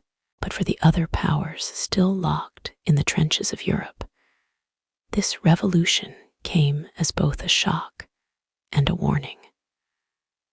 One of the great empires had collapsed. The war had claimed not just lives, but a throne, and in Germany, Austria, and even Britain, whispers began to grow. Could it happen here too? As Russia burned, the West prepared for a new phase of the war, one shaped not by crumbling empires, but by silent clouds of gas, roaring machines, and the death of chivalry itself. It has often been said that World War I was the last war of the old world and the first war of the modern one. In many ways, it was neither. It was a war of transition, a violent, clumsy, and tragic transformation where saber met machine gun and cavalry charged into wire and steel. What began in 1914 with soldiers in bright uniforms and mounted regiments ended with gas masks, tanks, flamethrowers, and aircraft dogfights over a shattered earth. This is the story of how the Great War's most terrifying innovations rewrote the very meaning of battle, and why so many never returned from its haunted fields. The machine gun, mechanizing death. The machine gun was not new in 1914. It had existed for decades in various forms. But the generals, many of them veterans of colonial wars or admirers of Napoleon, simply did not understand its true potential. They still believed that a well-disciplined infantry charge could overrun any position if the men were brave enough. But bravery meant nothing against the Maxim gun, capable of firing up to 600 rounds per minute. Entire battalions were cut down in minutes. At the Battle of the Somme, it's estimated that over 20,000 British soldiers died on the first day alone, most within a few moments of leaving their trenches. The machine gun turned open fields into killing zones, forced armies to dig down into the earth, and ensured that no man could cross no man's land without incredible risk. Courage was replaced with calculation, and the war bogged down into static attrition. Artillery, the voice of the war, but if the machine gun held the line, it was artillery that shattered the soul.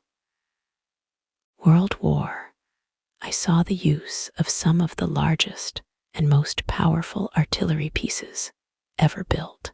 Guns like Big Bertha, used by the Germans, could fire a 2,000-pound shell over 9 miles.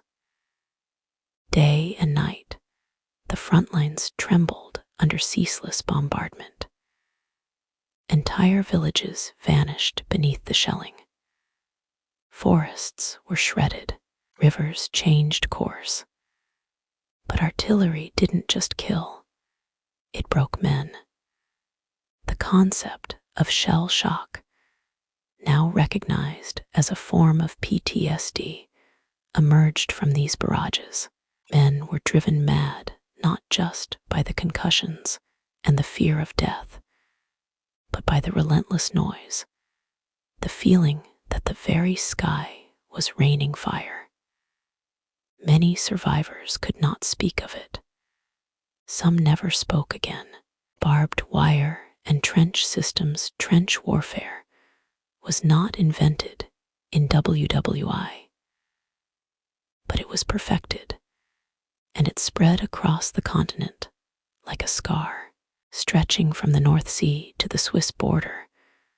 The Western Front became a complex maze of frontline trenches, support trenches, communication lines, and dugouts. And in front of it all, barbed wire, thick, tangled, and lethal. It wasn't just a defensive barrier, it was a psychological weapon. Imagine charging into a storm of bullets, only to be trapped, entangled, screaming for help. As machine guns stitched the air around you, thousands died caught in wire. Their bodies left where they fell, unreachable. Wire, mud, and rats became the constant companions of soldiers. And no invention symbolized the cruel futility of modern war more than those endless coils of steel.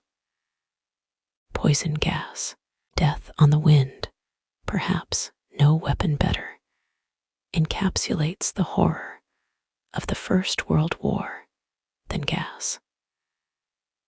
The first large-scale use came in April 1915, at the Second Battle of Ypres, when the Germans released clouds of chlorine gas into the wind. French and Algerian troops, caught unprepared, fled in panic, many suffocating as their lungs filled with fluid. Later came phosgene, even deadlier and harder to detect, and finally mustard gas, which burned the skin and eyes and lingered in shell craters for days. Gas masks became standard, strange, insect-like contraptions that blurred vision and made breathing a chore. But the fear of gas remained constant. There was no warning, no escape. One moment, clear air; the next, blindness, choking, and the slow, unbearable drowning that came from within. Gas did not win battles, but it terrified generations. Tanks, iron monsters on the battlefield in 1916, at the Battle of the Somme, the British unveiled a new weapon, something born of desperation, secrecy, and mechanical ambition: the tank. Early models were clumsy, slow, and often broke down. Some had no turrets, only side guns. They crawled forward at a walking pace, crushing wire and crawling over trenches. But they were impervious to bullets. To soldiers, tanks were like something out of myth, either a savior or a nightmare. Over time, tanks evolved. By 1918, they were faster, better armored, and capable of turning the tide of an engagement. Though they would not end the war, tanks pointed the way to the future, where mobility and protection would once again redefine warfare. Air war. The sky becomes a battlefield in 1914. Aircraft were mostly used for observation, unarmed biplanes that flew low and slow, sketching enemy positions on paper maps. But it didn't take long for pilots to begin arming themselves, first with pistols, then with rifles, and eventually with mounted machine guns. The first true dogfights began, and soon fighter aces emerged, legends like Germany's Red Baron, Manfred von Richthofen, who claimed 80 aerial victories before being shot down in 1918. The war in the air was a strange contrast to the mud below. It was fast, personal, and for a while romanticized.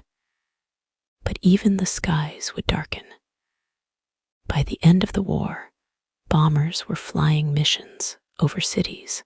Air raids would become a grim foretaste of the world to come.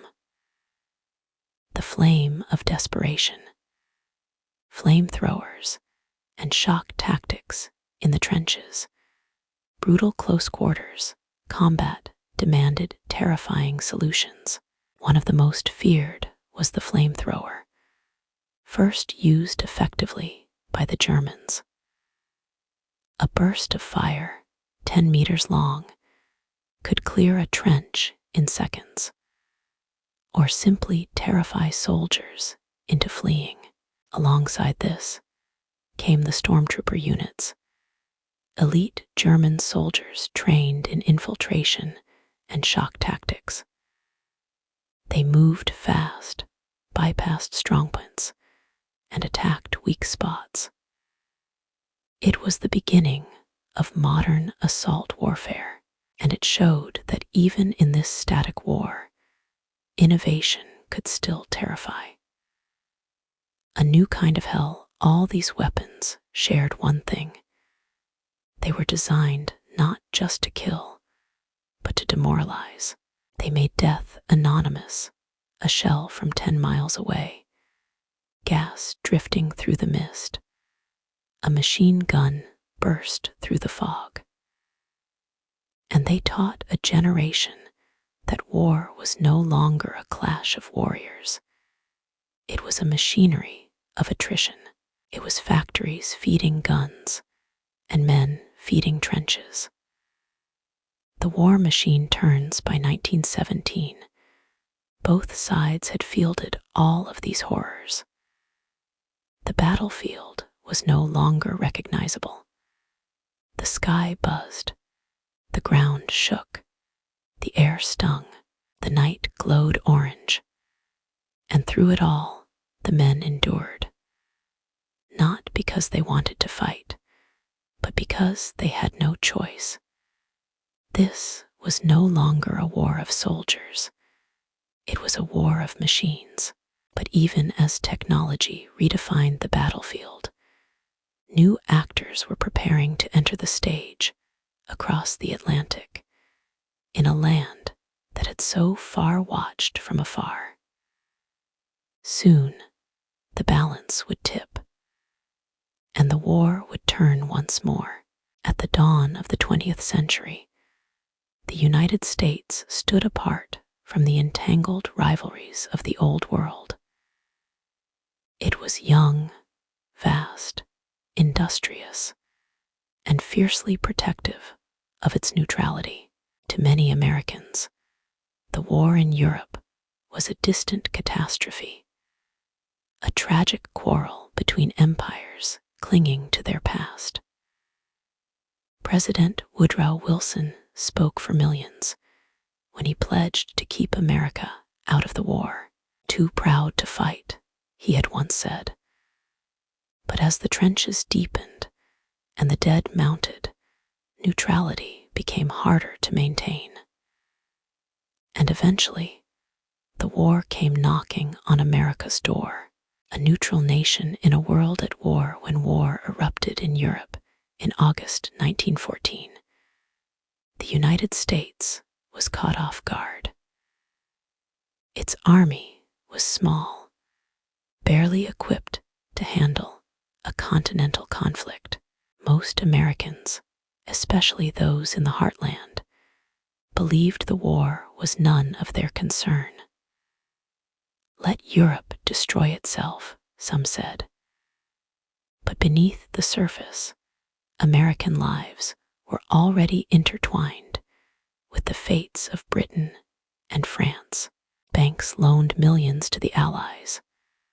Factories shipped weapons, boots, and bandages across the ocean. American commerce grew fat on European suffering. Germany saw this and took note. To Berlin, America's so-called neutrality seemed more and more like a facade. The U-boat menace at sea, the war was changing form. Britain, with its powerful Royal Navy, had established a blockade that starved Germany of food and resources. In response, Germany turned to a weapon that ignored rules and ethics, the submarine, or U-boat. U-boats prowled the Atlantic like silent wolves, attacking merchant vessels and warships alike. And then came May 7, 1915. The RMS Lusitania, a British ocean liner carrying civilians, including 128 Americans, was torpedoed off the coast of Ireland. It sank in 18 minutes. Over 1,100 people died. The outcry in the United States was immediate and furious. Germany claimed the ship carried munitions, a claim later shown to be partially true. But the American public was horrified. Wilson demanded Germany curb its submarine warfare. Germany, eager to keep the U.S. neutral, temporarily complied. But the seeds had been planted. Wilson's tightrope President Wilson faced a difficult task. He sought peace and re-election.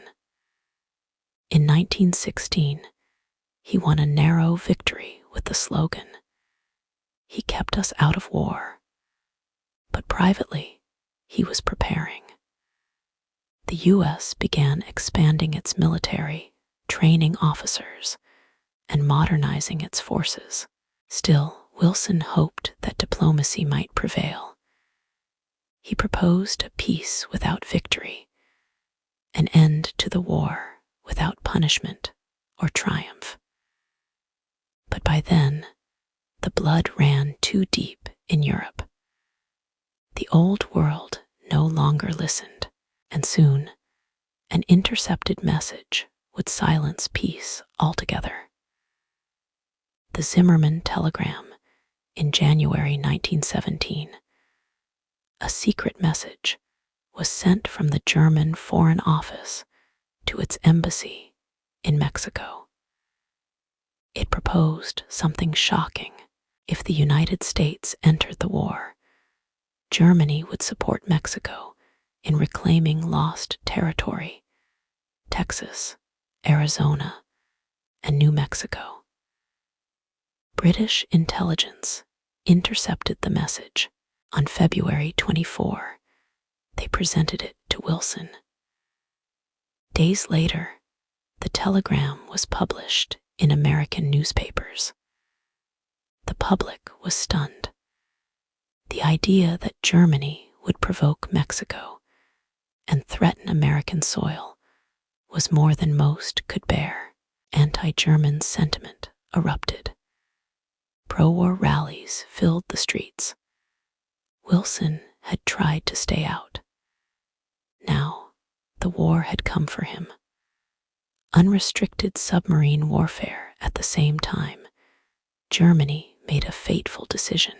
Desperate to break the British blockade and win the war quickly, the German High Command reinstated unrestricted submarine warfare. All ships, neutral or not, sailing to Britain or its allies would be attacked.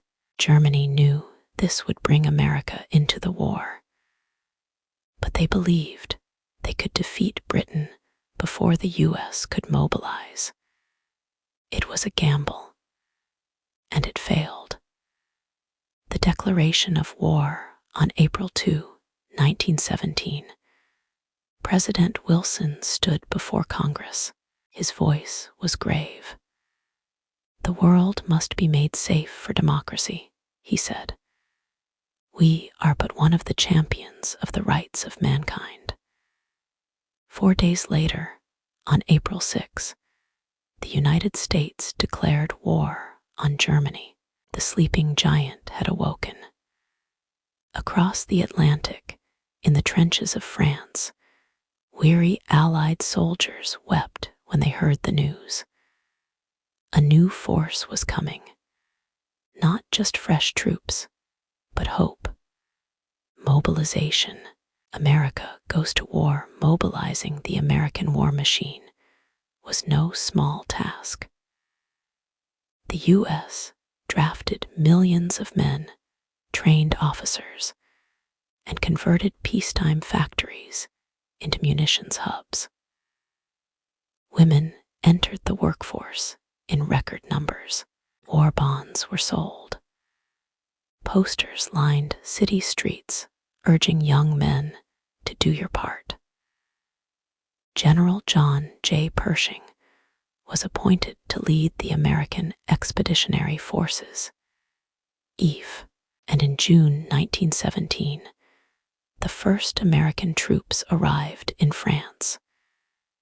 They were few in number, but their impact was profound. The message was clear. More were coming. The doughboys, the young American soldiers, were nicknamed doughboys, perhaps from the dusty roads they marched, or the flour-like clay that clung to their uniforms during training.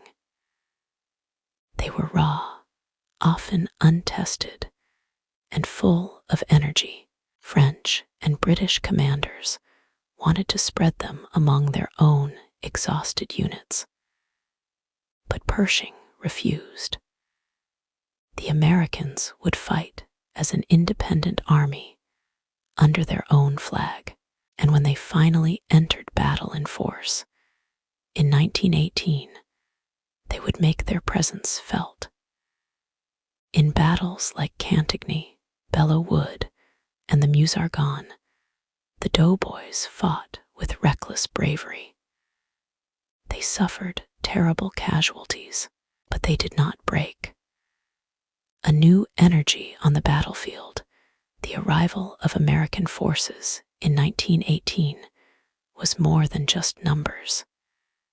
It brought momentum, morale, and a signal to Germany that the tide had turned irrevocably. German soldiers, weary from years of stalemate, began to falter. Back home, their people were starving. Their allies were collapsing. Their economy was in ruins. And now, wave after wave of fresh American troops was flooding into France. Germany had lost its gamble. The war, at last, was beginning to tilt. But even with this new strength, the final year of the war would not be easy. The Germans had one last offensive, one final throw of the dice, and the fighting that followed would be as fierce as anything the world had seen. By the spring of 1918, Germany stood at a crossroads. On the Eastern Front, they had triumphed. Russia had collapsed into revolution, and the Bolsheviks had signed a separate peace, freeing hundreds of thousands of German soldiers to move west. For the first time in years, the German High Command believed victory was within reach. But it had to come quickly. The Americans were arriving in force. The clock was ticking.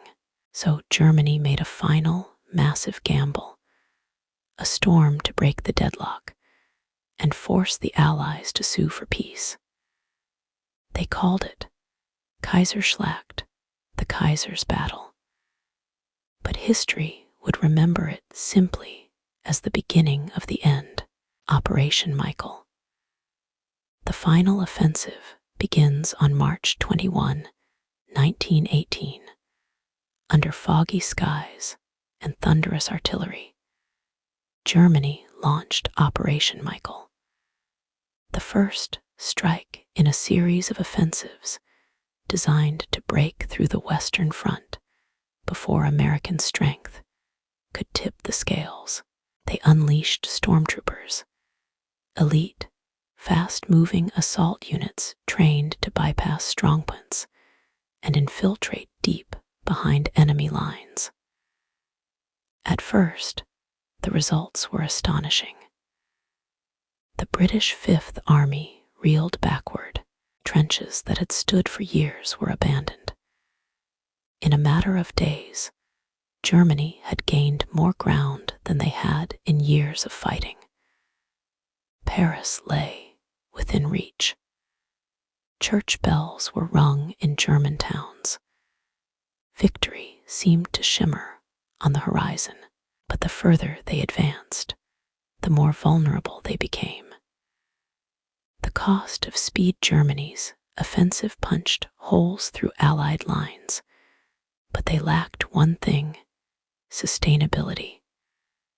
Their supply lines stretched thin. Roads became clogged, horses collapsed. The rapid advance had moved faster than their food, fuel, and ammunition could follow. And crucially, they had no tanks to support the infantry, just men, rifles, and courage. Allied resistance stiffened. American troops began arriving in larger numbers. French and British reinforcements plugged the gaps, and German casualties soared. By April, the offensive was losing momentum. German soldiers, malnourished and exhausted, began to falter, and morale, once high, began to crack. The turn of the tide in July 1918, Germany launched another major push at the Second Battle of the Marne. It failed. This time, the Allies were ready. They counterattacked with tanks, coordinated infantry assaults, and for the first time, effective use of combined arms. The Americans played a key role. At Belleau Wood, Soissons, and Saint-Mihiel, they fought with raw aggression and paid a heavy price. But they held the line. And then they pushed back. The 100 Days Offensive begins on August 8, 1918. The Allies launched a surprise attack near Amiens. It was swift, silent. There was no preliminary bombardment, just creeping tanks, synchronized infantry, and air support. Within hours, the Germans were in full retreat. General Ludendorff, Germany's top commander, called it the Black Day of the German army. It wasn't just a tactical loss. It was a spiritual collapse. Over the next 100 days, the Allies would push the Germans back, relentlessly and without pause. Every mile gained revealed shattered villages, abandoned trenches, and signs of an army losing its will. The German army begins to crumble back in Germany. The situation was dire. Food shortages had become famine. Civilians faced winter with empty shelves and hollow stomachs. Influenza ravaged towns already weakened by war. The home front, once proud, was angry and disillusioned. Workers went on strike. Sailors in the Navy mutinied rather than be sent on hopeless suicide missions. And in the ranks, soldiers began surrendering in droves. No longer did they believe they were defending the fatherland. Now, they were just trying to survive. The collapse of the Central Powers, as Germany staggered, her allies fell like dominoes. Bulgaria signed an armistice in September. The Ottoman Empire followed in October. Austria-Hungary, riven by internal revolt and ethnic strife, collapsed completely in early November. Its empire fractured into pieces: Czechs, Slovaks, Croats, Serbs, and more declaring independence. Germany stood alone. Even the Kaiser's once loyal generals could no longer promise victory. The spell was broken. Revolution in Germany by November. Germany itself was boiling. In Kiel, a sailors' revolt spread through naval bases and into the streets. Workers' councils sprang up, inspired by the Russian Revolution. The monarchy, long revered, was now openly condemned. Kaiser Wilhelm II was urged to abdicate. On November 9, 1918, he fled to the Netherlands. The German Empire, the proud creation of Bismarck, forged in iron and blood, was gone. In its place, a fragile republic, gasping into existence amid smoke and ruin. The armistice 2 days later, in the quiet of a railway carriage in the Campigny forest, German representatives met with the Allied High Command. There were no negotiations, no pleasantries. The terms were dictated. Germany was to lay down its arms, withdraw from occupied territories, and surrender weapons and warships. On November 11, 1918, at 11 a.m., the guns finally fell silent. 4 years of thunder ended in an eerie, aching quiet. Soldiers wept, laughed, or simply stared. Some were too numb to feel anything at all. The cost of victory, the 100 Days offensive, had broken Germany's back, but it came at a terrible cost. Over 1.8 million men were killed or wounded in those final battles. Entire cities were gone. Fields turned to craters, forests to graveyards, and though the war was over, the wounds it left would fester. A generation of men, poets, painters, fathers, sons, had been swallowed by mud and metal.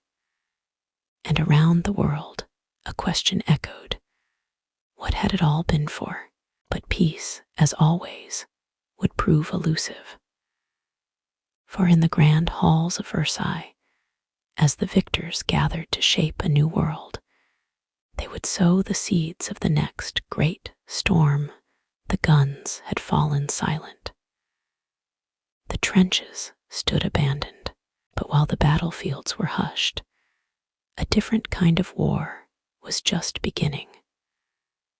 One fought with pens instead of rifles, in lavish palaces rather than muddy trenches. The victors of the Great War gathered in Paris, determined to craft a new world, one where such a catastrophe would never happen again.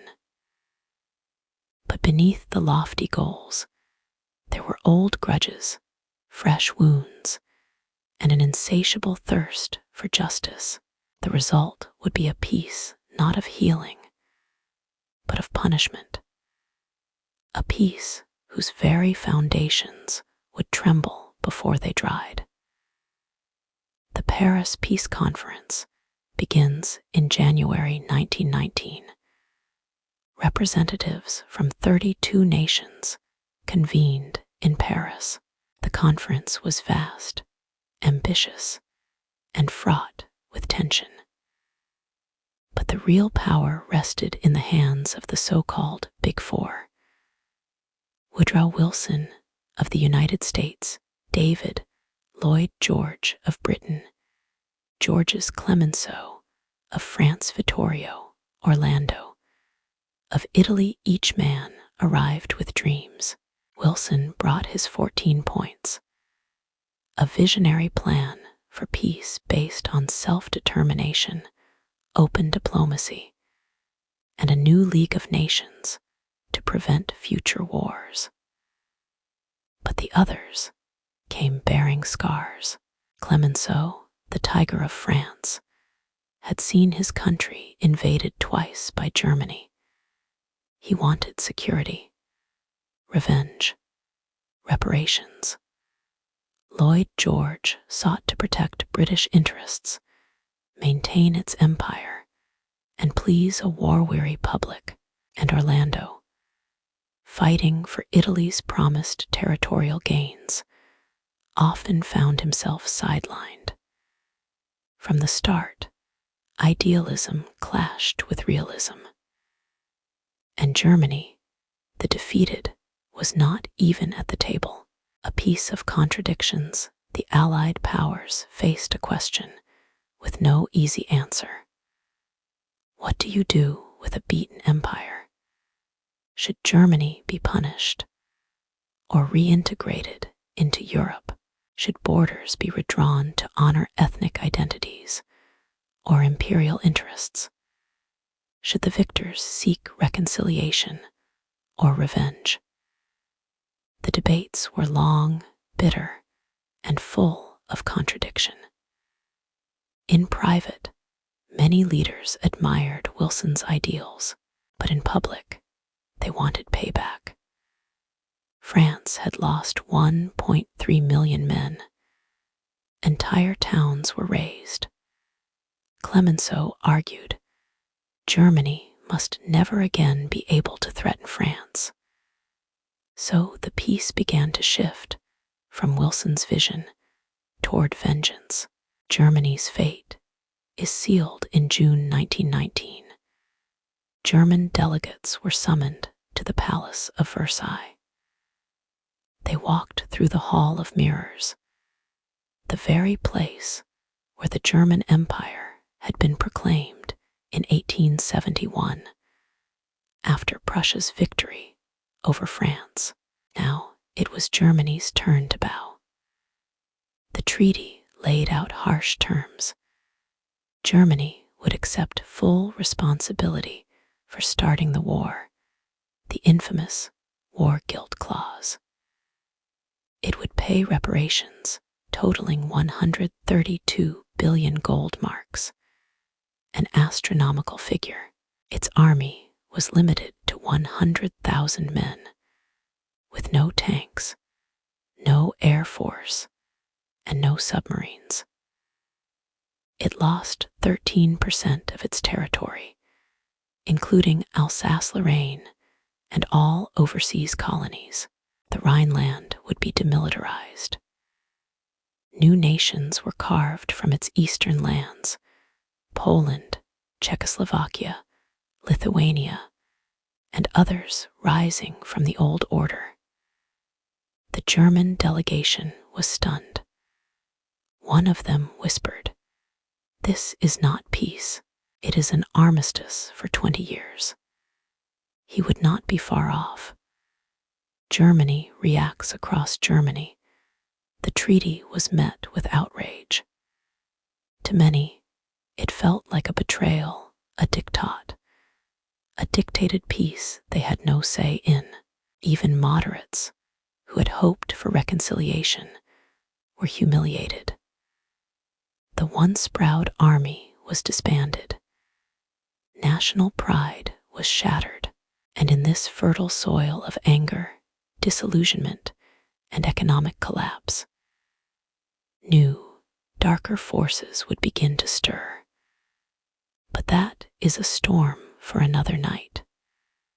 For now, Germany signed on June 28, 1919.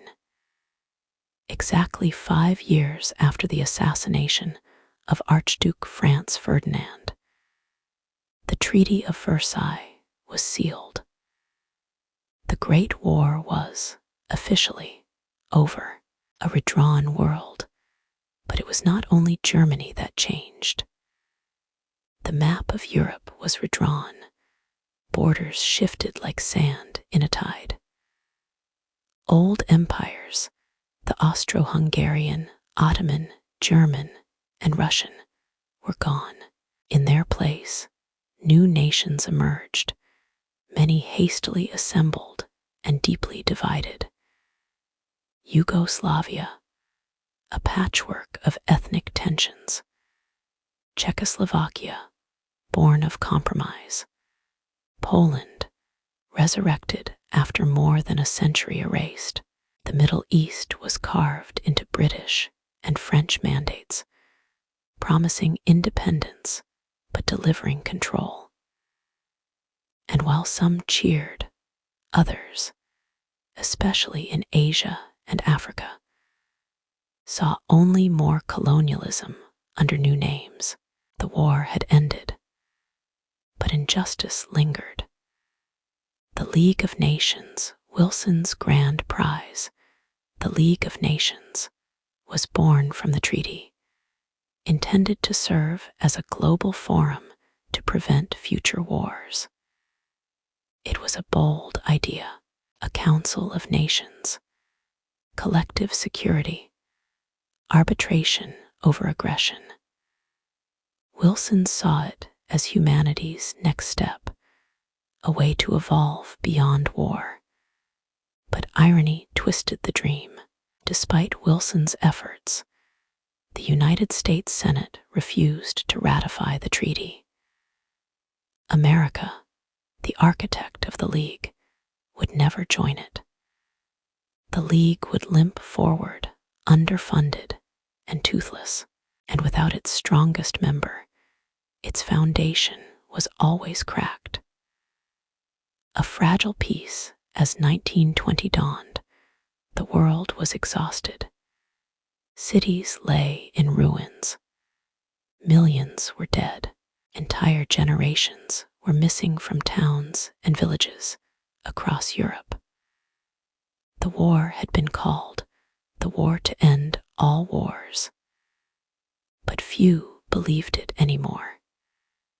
In the shadows of Versailles, new conflicts began to simmer. Nationalists, fascists, and revolutionaries took root in the chaos. Economies strained, democracies wavered. Peace had come, but it was brittle. And history was not done.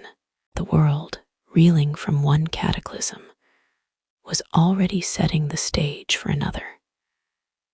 But before that dark chapter begins, let us pause and reflect on what came next.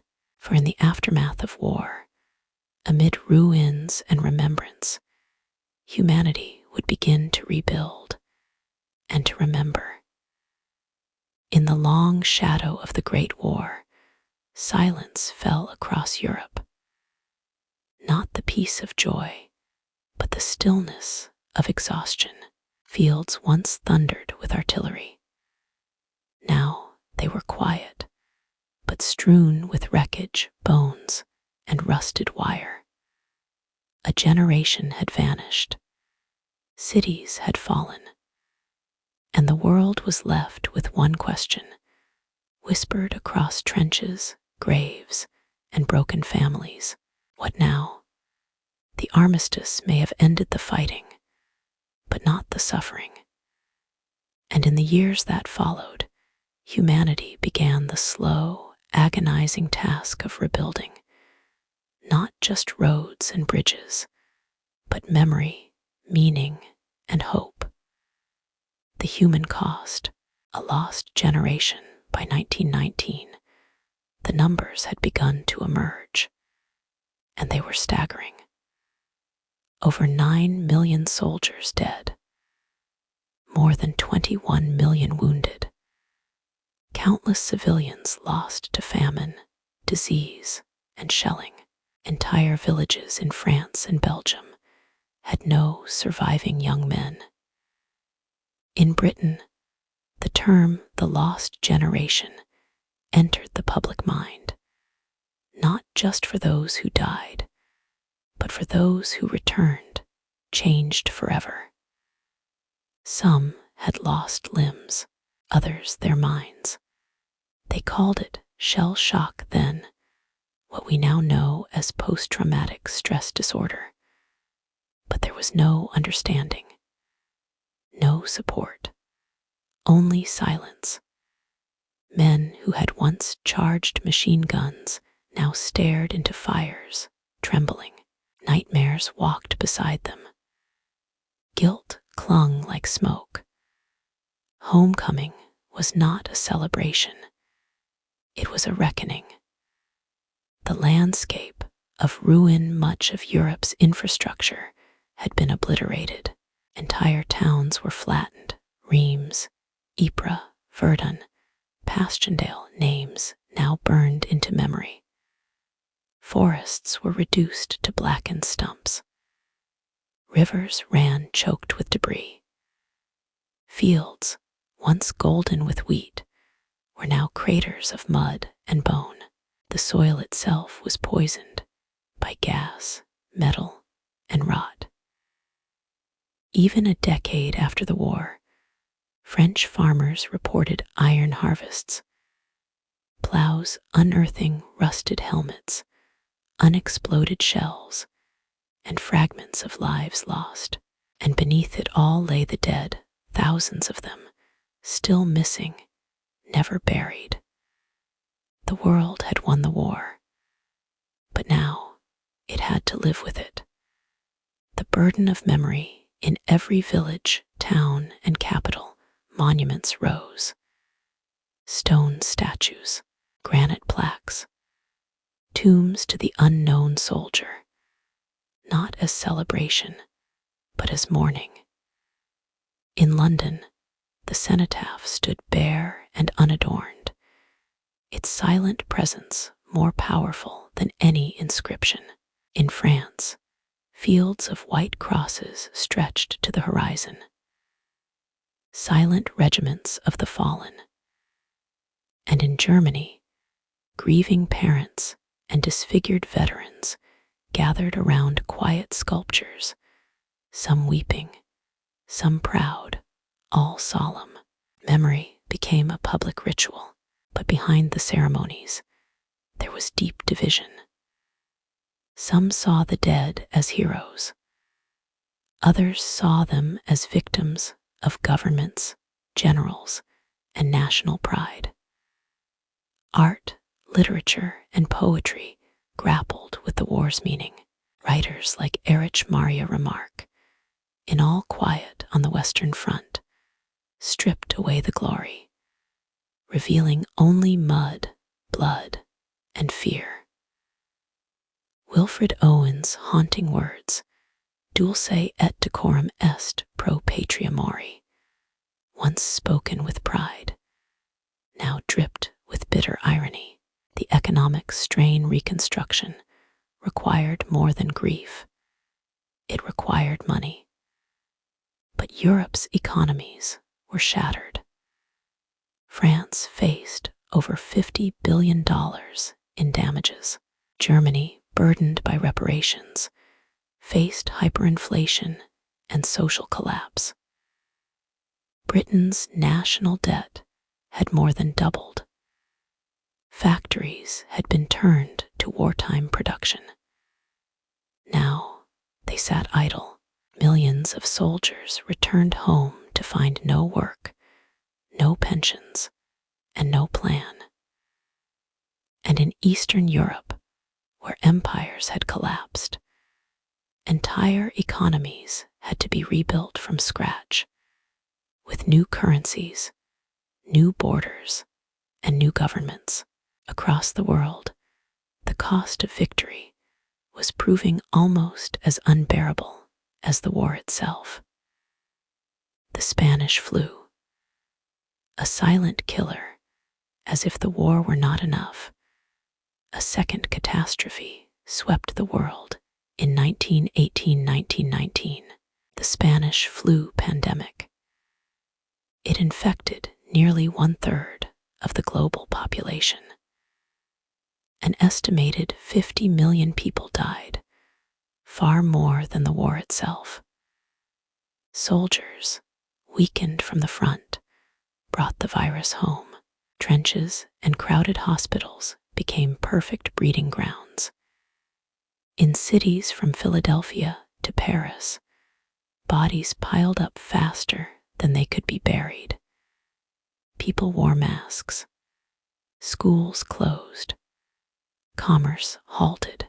It was an invisible killer, striking in silence, just as peace was being declared. And it made rebuilding that much harder. Hope and uncertainty. Yet, even in this desolate aftermath, hope began to stir. New democracies formed in the wake of fallen monarchies. Women, who had taken on critical roles during the war, began to demand and win the right to vote. The League of Nations, though flawed, was a symbol that war was not inevitable. In literature, jazz, and modern art, people searched for meaning, for color in a gray world. And children born in the years after the war grew up hearing the stories. Stories whispered by fathers with haunted eyes, told by mothers with empty chairs at the table. They were raised on promises, never again. But the past did not rest yet beneath the surface. Old tensions simmered. In Germany, the Republic was weak. Extremists plotted. National pride was wounded. In Russia, revolution had given birth to the Soviet Union, a new kind of power, bold and unpredictable. In Italy, fascism was rising under Benito Mussolini, feeding on discontent. And across the world, imperialism continued, with colonies sacrificed on the altar of European peace. The war had changed the map, but it had not changed human nature. Ambition, fear, revenge, these still lingered in the halls of power. Memory becomes a warning. The Great War had been a lesson written in blood. A warning of what happens when pride outweighs reason, when alliances become traps, when nations forget their shared humanity. And yet, even as that warning echoed through the ruins, few truly listened. In time, even memory would fade. The war, once great, would become simply the first. And so we come to the last breath of this story, not an ending, but a quiet moment before the future turns. For in just 2 decades, thunder would return to Europe, and the sons of those who had fought would be called to fight once more. The Great War is gone now, more than a century past. The men who fought in its trenches have all fallen silent. Their voices, once filled with youth and thunder, now drift through history like morning fog across a quiet battlefield. And yet, it has never truly ended, because memory, when deeply sown, does not die. It ripples through generations, through books and stories, through names etched in stone and whispered at dinner tables. The Great War became more than a conflict. It became a question, a riddle, a ghost. And in these last few moments together, as you lie resting and listening, we'll reflect on those echoes, what the war taught, and what it left behind. A war unlike any before 1914. War was often seen, at least by the privileged, as noble, as honor, as flags and parades. But the Great War tore that illusion to pieces. It introduced the world to a new kind of violence, mechanized, impersonal, and total.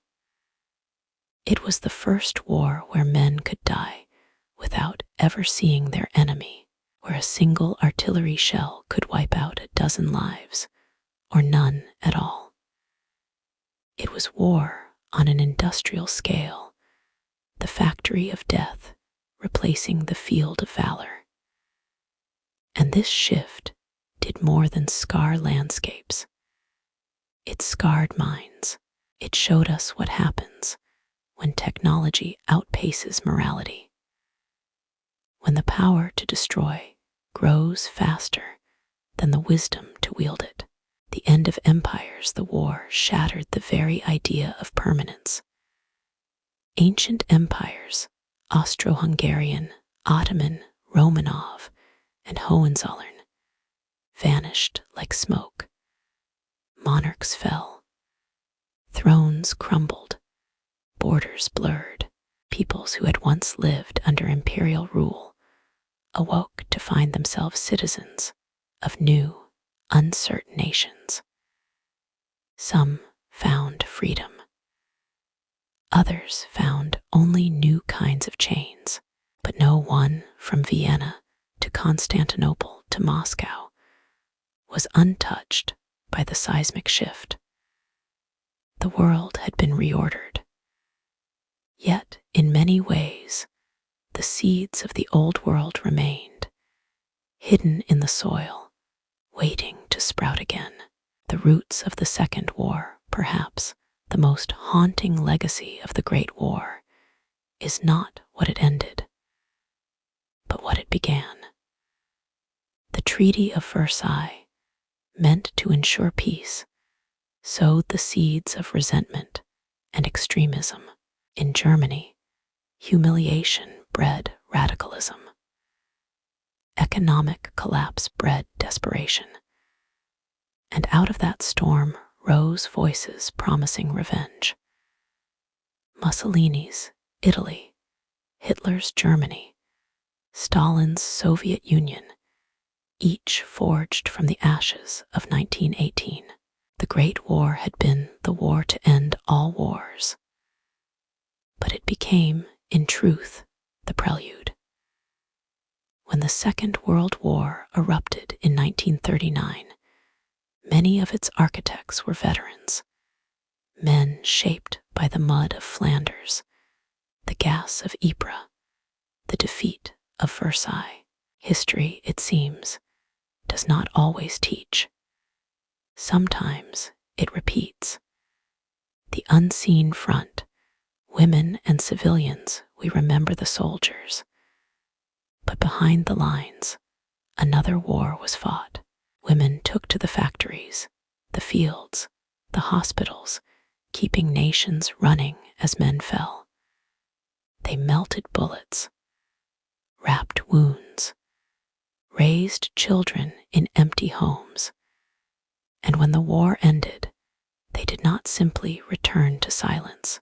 Many demanded more. Voting rights, representation, recognition. The war had not just redrawn borders, it had redrawn roles. And though the struggle for equality would continue, something had shifted quietly, permanently. Meanwhile, civilians bore the cost too. Entire towns bombarded, refugees displaced, starvation, disease.